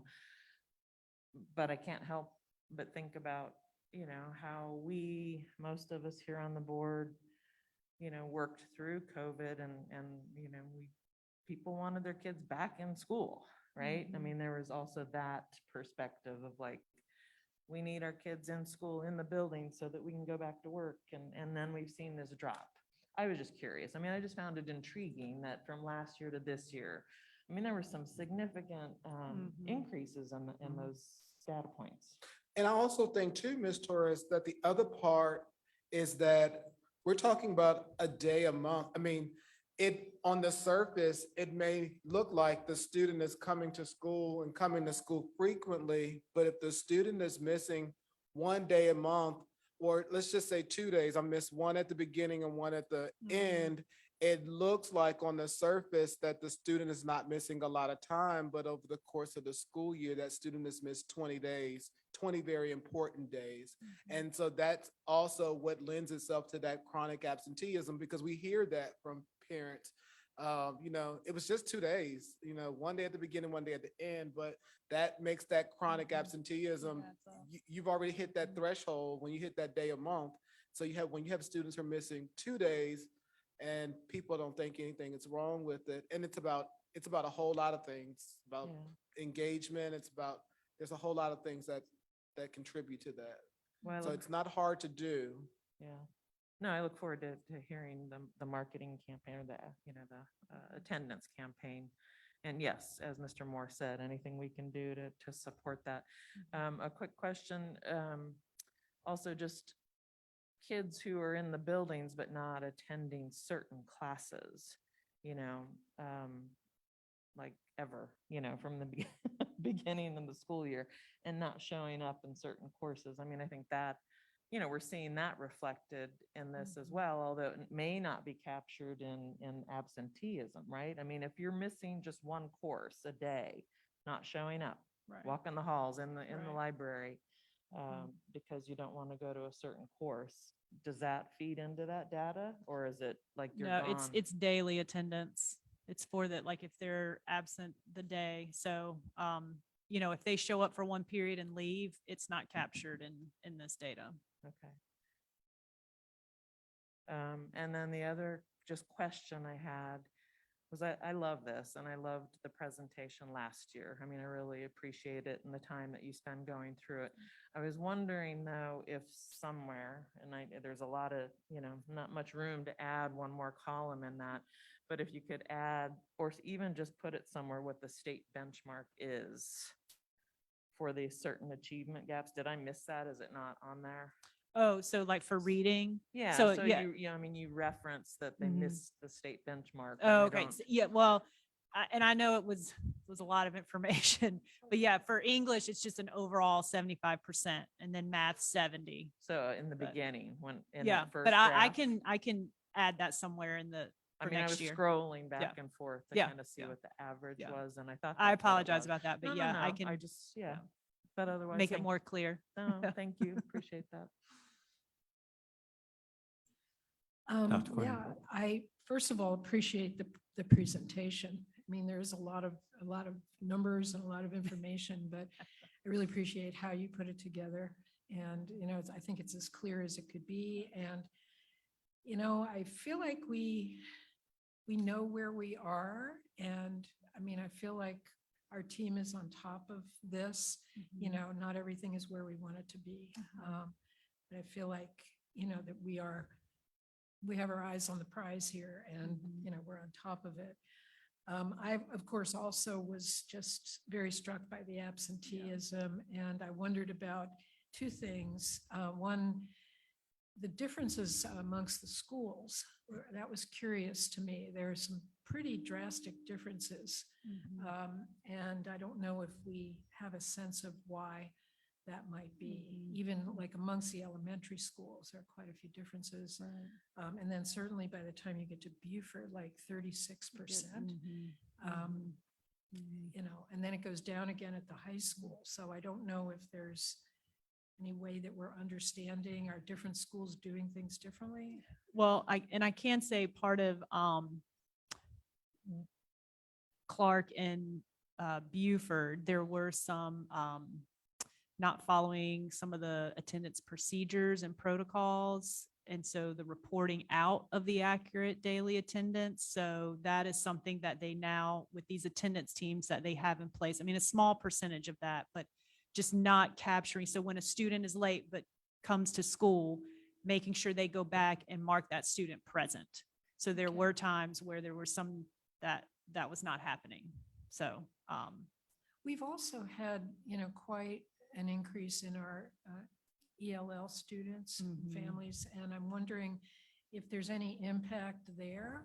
Do we know, if you dig down into who's not coming to school, do you know whether? that would be an interesting data point that, yes, we can look into and report back. That would be useful to know, because they might need different kinds of Right. interventions. Exactly. Anyway, but that's it. Thank you. Ms. Morseberger. Thank you for your presentation. I don't know if this is just, I always say this word wrong, anecdotal, but I just feel like kids have been through a lot, and it's hard being a kid. And then when you look at like the elementary schools and you go to Walker and Beaufort, it gets, I don't know, we spent like 2 or 3 years during COVID, like if you're sick, if you have sniffles, you think you might be sick, you should stay home. So now my kid is like, I wasn't feeling well yesterday. Do we need to monitor me? So there's that. And I think there's just a lot of like social anxiety and things like that. And it's hard going from elementary school to the upper elementary school with how the classes are, like, it's just, I found personally, my student, it's a lot to take in at one time, especially after, like, they've run the gamut of like that COVID end of the year where it was like, you log on for a few hours and then transitioning back. And so I think that it's a lot, and just simple things that I don't know. I mean, I think about like, when you go to Walker or Beaufort, it's a much bigger student population. You might not be with friends. You have to adjust to several teachers, but I think it's hard. I think it's just hard being a kid. I personally feel like it's a battle every day to like, let's please, can we get out the door to go to school? So I feel like when I talk to people, it's like, it's a struggle for a lot of kids. But that was just my little anecdotal thing. The other question or comment, concern was when we're talking about the schools and being on like with conditions and things like that. Was there ever a time when all of the schools had their accreditation? Like, what, is there always like some? Well, the accountability system has definitely changed in the past 10 years. But there were times, and also when the SOLs were very different too, that there were times, I think it was right before the pandemic, Clark was accredited. And then had we in 2020 taken the SOLs, I mean, we had all the data in front of us, they would have been accredited. And Beaufort the same. And so I think just, I mean, I don't want to say it's because of the test, but there are a lot of factors I think at play. And then of course, since the pandemic, those gaps that were there have now just been exacerbated. And so we are kind of trying to get back to not even where we used to be, but, better than that. And then I know you were saying develop plans and things like that. I remember when we were here last year, and it just always stands out to me, the performance for Black students, performance for students with disabilities. And it's not necessarily you can answer it, but it just, I would want to know about the targeted things for those specific groups that are across the board.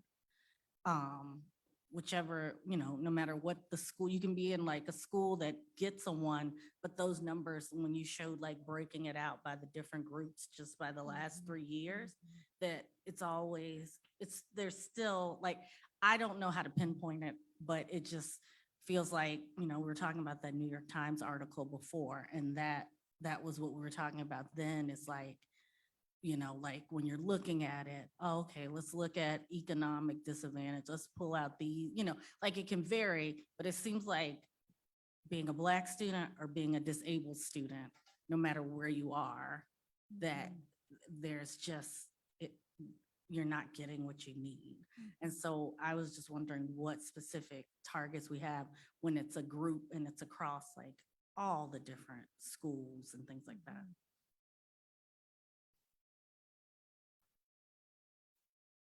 You asked the question. Okay, stay. Okay. Ms. Dooley. Yes, thank you. There's a lot to unpack here. Thank Yes. you.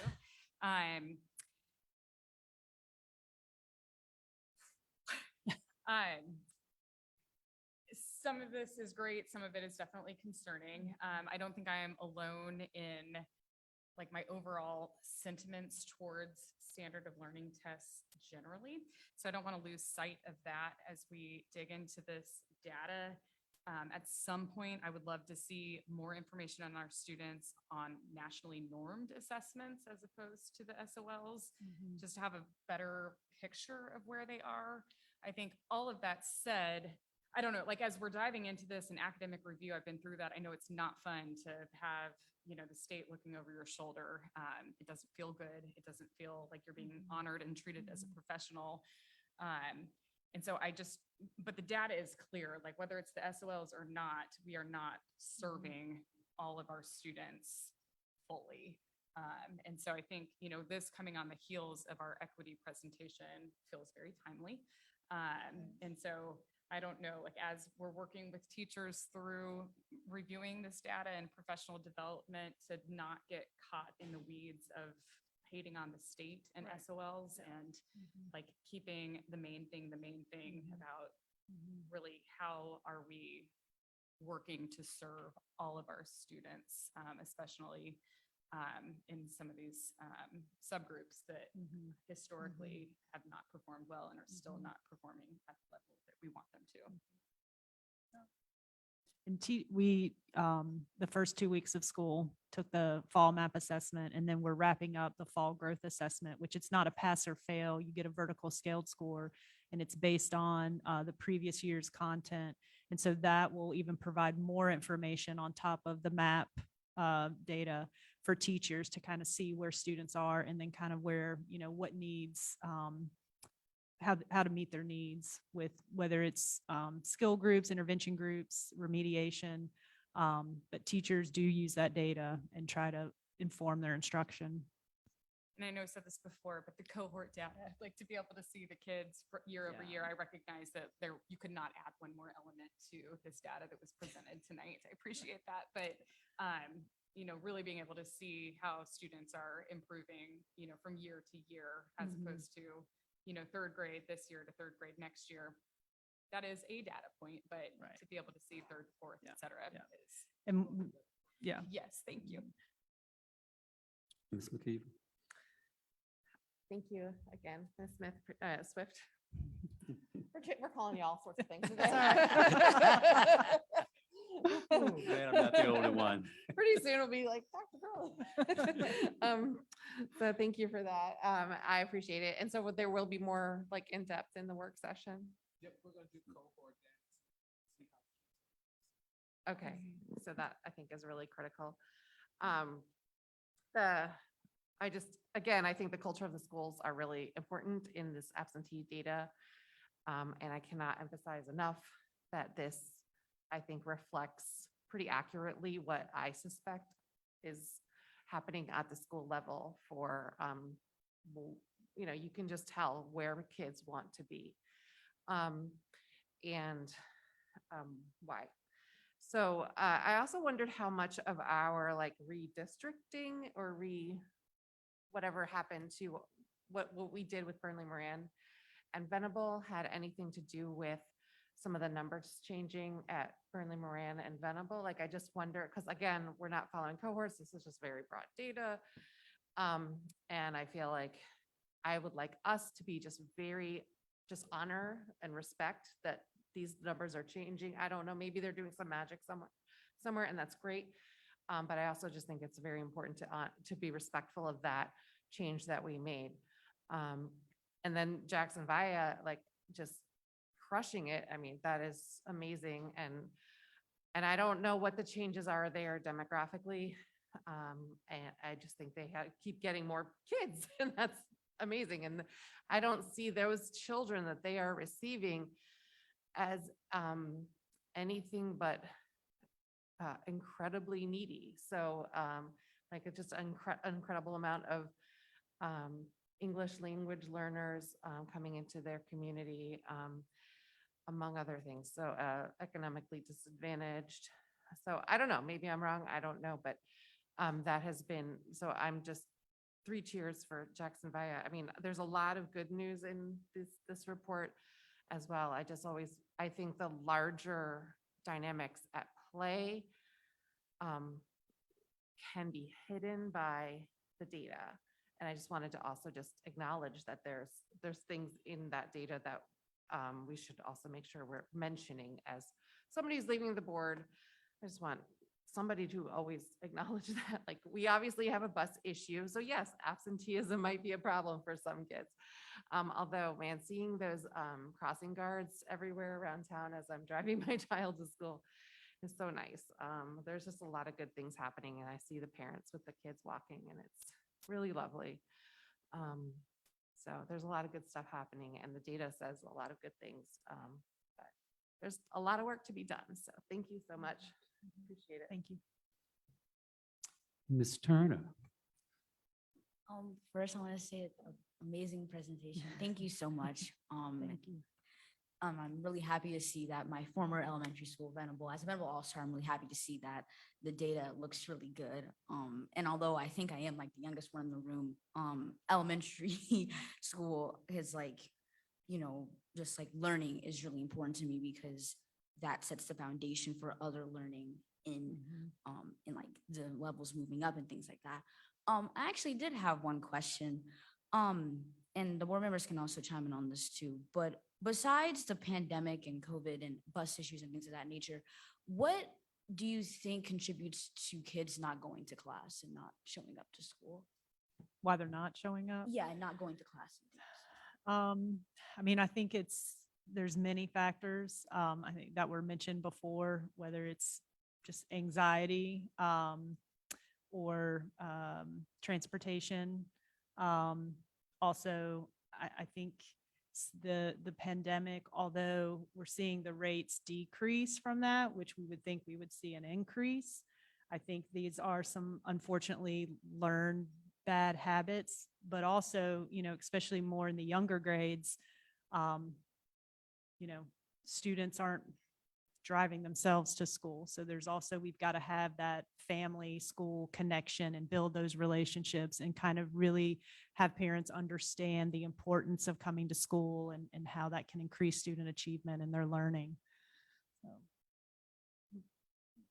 I think it would also be good. I mean, I appreciate that question, Ms. Turner. And being a CHS student, I think the board would also love to hear from you. Like, what do you hear are the reasons why maybe a student is not engaged in school, or why a student may be in the building but not be in class?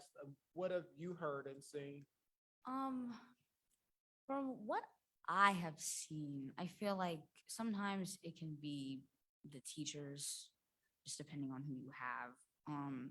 Sometimes it can also just be just no motivation and not having the drive to go to class. And my 7th grade year was virtual, and I understand the feeling of not really wanting to go to school because there's just no drive behind it anymore for me. Being virtual, I was out of an in-school setting, and it was something very different for me, and I work better in environments with a lot of people. Yeah, I just mostly feel like there's just not students really care about their education anymore, in the sense it's just kind of like, you know, I'm going to school and that's it. So that's mostly what I've been seeing. Of course. Thank you, Ms. Turner, and board members. I'm not going to add a lot more because I concur with a lot of what you said. But I just want to say that we have to continue to encourage our students to come to school, because there is a direct correlation between being in school and being successful academically.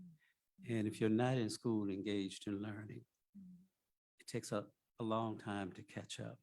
So students, just come to school, and while you're here, continuously engage throughout the day with all of your teachers, because that is going to reflect life after high school.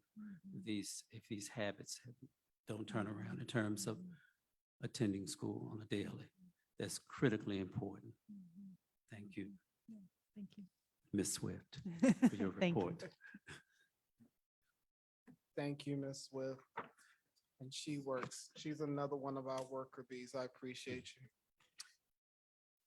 Lastly, we will have 10.5, the middle school project update with our Chief Academic Officer, Ms. Powell. I see. I'm not the only one. There you go. In all Our fairness, chief- Our chief operations officer, it's close to 7 o'clock. we are a Typically sleep. team. We are a team and we all work together. And in fairness, Dr. Odie did cover my agenda items last month, or at least some of them. So. Exactly. Teamwork, one team. Good evening, Chairman Bryant and members of the board and Dr. Gurley. I'm happy to be your last agenda item this evening. Have some exciting updates from the middle school project. So this first image just shows the work continues on the geothermal wells. And I know that's not exciting, but that is a lot of work. It's going to continue through November, putting that infrastructure in place that's going to be under the new basketball courts in the field. And there's a lot of lay down and big items that are staged on the campus. You see the large pipes and conduits, and it's a lot of stuff that's going in the ground. A lot of dirt continuing to move. The last image in the bottom right corner. In the September update, we showed where the breezeway was, pulled out, that was connecting the gym. And now all of the concrete, including where the stairs used to be to go down to the office, all that has been removed. This next photo shows, of course, all of that removal, taking all the sidewalks out. That generates quite a bit of rubble that has to be removed from the site. There's still those large tree stumps and stuff that have been removed. All the trees are gone now in that bowl area. And then the bottom right photo here, where you see the draping or curtain, if you will, around the gym building, that leads to our next item, which was big for the month of September, and that was asbestos abatement. The entire gym building was curtained, and all the asbestos was removed before, drum roll, this past weekend, and it was truly over the course of a weekend. The gym building was leveled. The gym is down. And I do want to commend our partners in this project, Nielsen Construction and their subs. I thought it was very thoughtful that they accomplished that over a weekend. So of course it takes a little more than 2 days to do that and get all the debris out, but I thought it was great that they accomplished what they did over a Saturday and Sunday. So that's really exciting, and we just wanted people to see that view from the camera. Last but not least, some work that is in progress now that just started really this week is we had staged items behind the B building, behind the auditorium building for the temporary garden location. And there's some small equipment there now, actually taking the next steps to carve out the actual garden area. There's fencing that's going to go up there, and that process is moving forward. So in conclusion, just a friendly reminder for everyone, we are in phase 1. Students are continuing to learn in the old buildings while the construction happens. Where that new gym, where the old gym went down, a large new multi-story building is going up. And of course, right now, we do not have athletic fields or the gym. We are so grateful to the Boys and Girls Club for their partnership, allowing us to use their gym during this time. That partnership existed before, but we're leaning into it even more right now. And when we get to the summer of 2025, the 7th and 8th graders will move into the new building for their learning spaces, which will include the new gym. And during that last phase, that second phase, all of the A building and the B building, the auditorium building, all of that gets renovated to complete our project by summer of 2026. We are on schedule, and everything is just moving along. I'm happy to take questions. Okay. I'll start with Dom. Do you have any questions? Mr. No, Morris? no questions. Ms. Torres? Dr. Kraft? Ms. Mossberger? Ms. Dooley, Ms. McKeever, Ms. Turner? All right, thank you, Ms. Powell.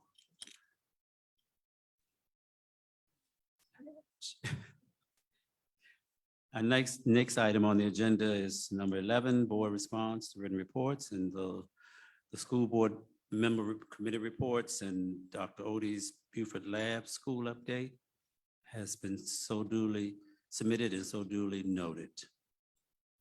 Next item are comments from members of the community. And I guess I'll start with the Zoom room. If there's anyone in the Zoom room, please raise your hand, state your name and your address, and you have 3 minutes to comment. Do we have anybody in the Zoom room? Do we have anybody present here in the room who would like to speak at this time? Thank you. Now we will have comments from the board. And I'll start to my right with Ms. Turner.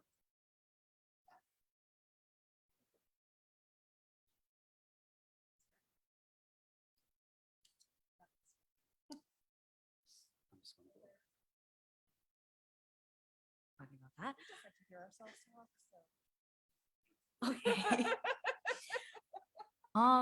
I will just talk about just some positives and negatives I heard from my peers at my school today. So today I went around in some of my classes and asked them for some positives and negatives and you've been seeing going on at CHS. So starting off with the positives, we have school clubs, which I can attest to. A lot of school clubs are getting started, and I'm really happy to see a lot of my friends and a lot of the students, you know, have fun and stuff like that. And next up is sports. I can say that a lot of our sports teams have been doing really well.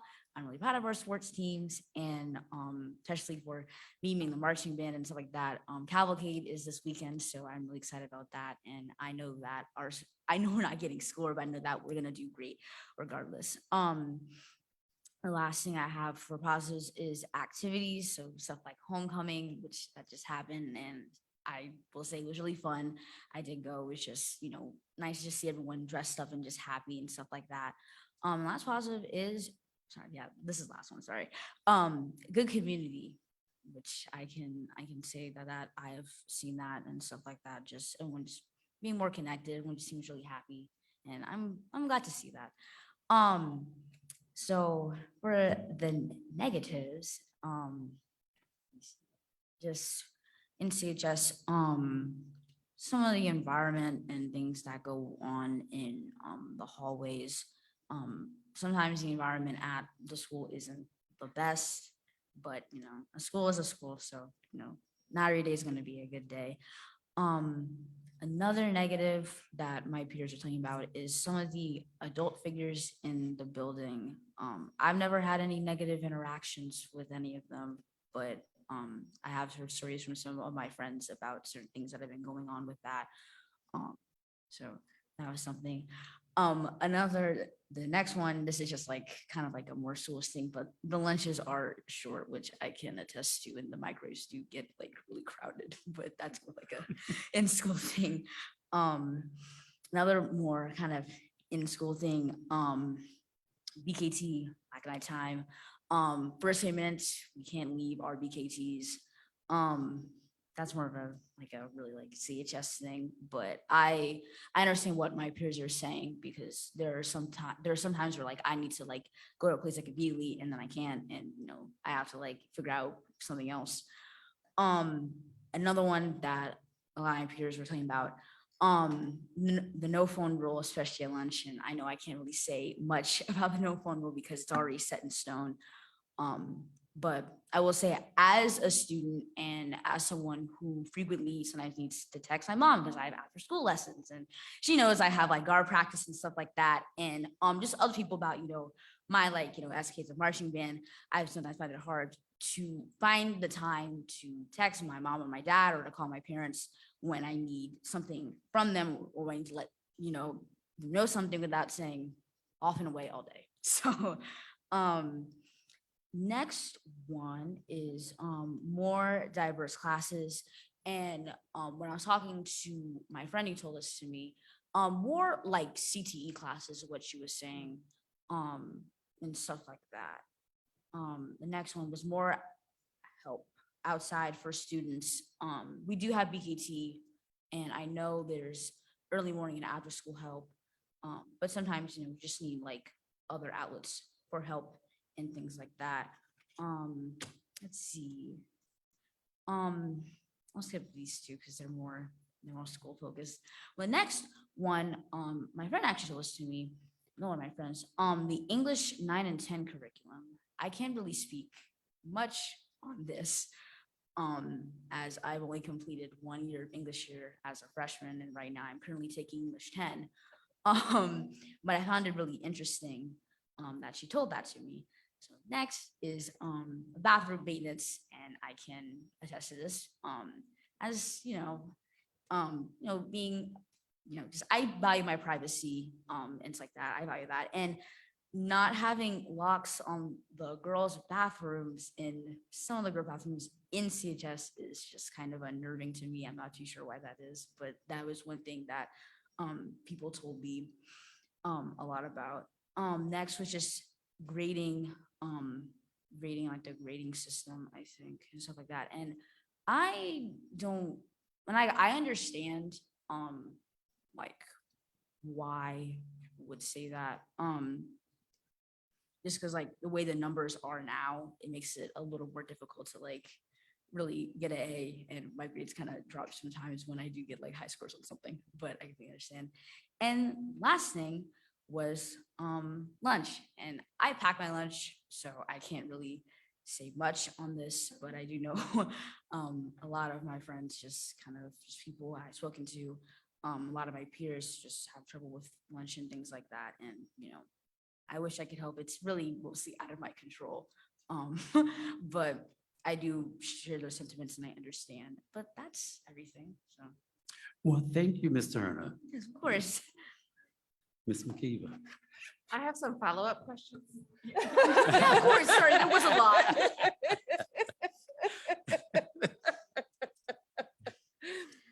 Can you see Mr. Pitt later? You did a great job. Thank you. It's such a good thing to see you advocating for your peers, and it's just obviously we love hearing from you and your and our students, period. So thank you for articulating that so well.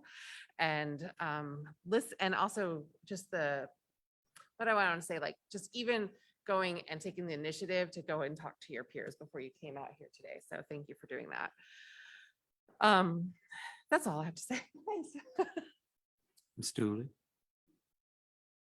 Ms. Swift, did you get all of that for the school board wrap up? No, I'm good. Thank you. Ms. Morseberger.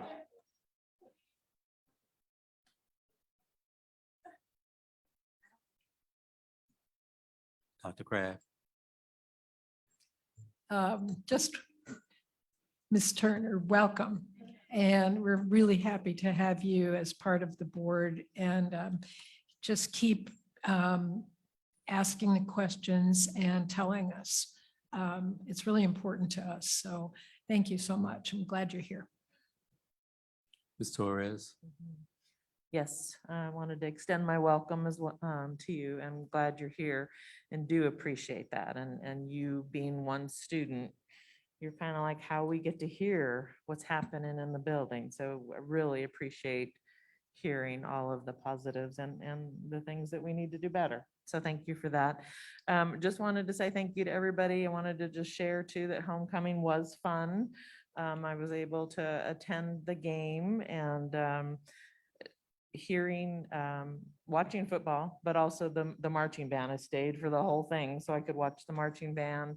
And our Miss Taylor is the majorette or twirler or drum major. I don't even know what you call yourself, but she is mesmerizing. So Yeah, if you, it's majorette twirler. It doesn't really matter. okay, but if you get the chance to go to a game and see her in action, it was so impressive.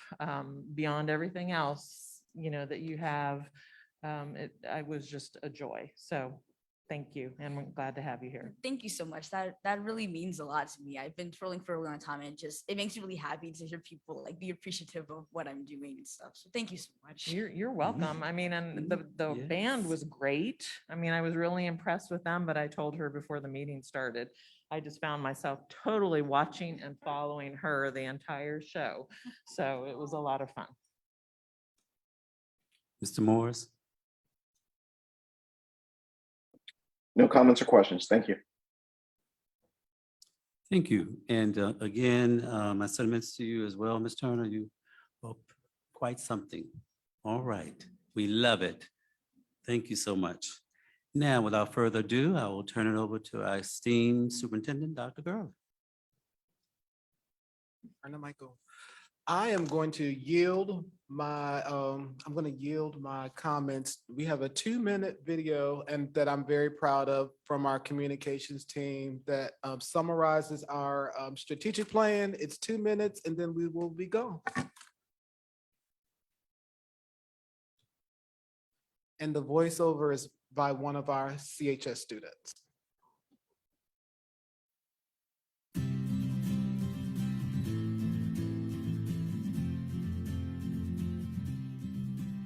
The Charlottesville City Schools 2028 strategic plan takes equity work that began in 2018 and embeds it into our ongoing strategy as a division. It is designed to hold our school system accountable to our vision that we can become a community where everyone can achieve their full potential. Priority number 1, academic achievement. We want all of our students to be prepared for college, career, and life. We're doing this by helping them develop the skills they need to succeed in school and beyond, and by focusing on rigorous, inclusive, and relevant learning experiences.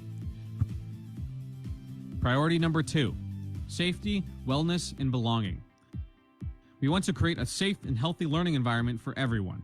We're doing this by focusing on social, emotional, and physical wellness, building a strong sense of community, and promoting school safety. Priority number 3, supporting our staff. We want Charlottesville Schools to be a stellar workplace for all our employees. We're doing this by recruiting and retaining additional staff talent, providing meaningful professional learning, and valuing staff voice. Priority number 4, effective and efficient operations. We want to make sure that our resources are being used wisely and effectively. We're doing this by modernizing our facilities, improving our operational efficiencies and upgrades, and focusing on sustainability and environmental awareness. In all of this, we are guided by our core values of relationships, growth, well-being, and joy of learning. We have set ambitious goals with rigorous benchmarks that will ensure we truly walk the talk. This is how we achieve our vision of becoming a place where barriers are eliminated and possibilities are limitless. As we tackle big plans and continue to master the fundamentals, we know that we are better together.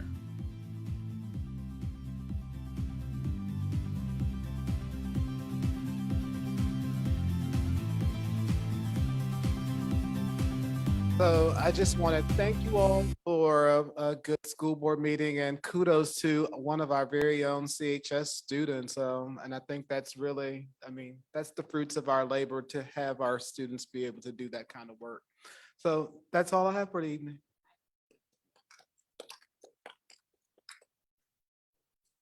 Now we will have work session wrap up by Mrs. Swift.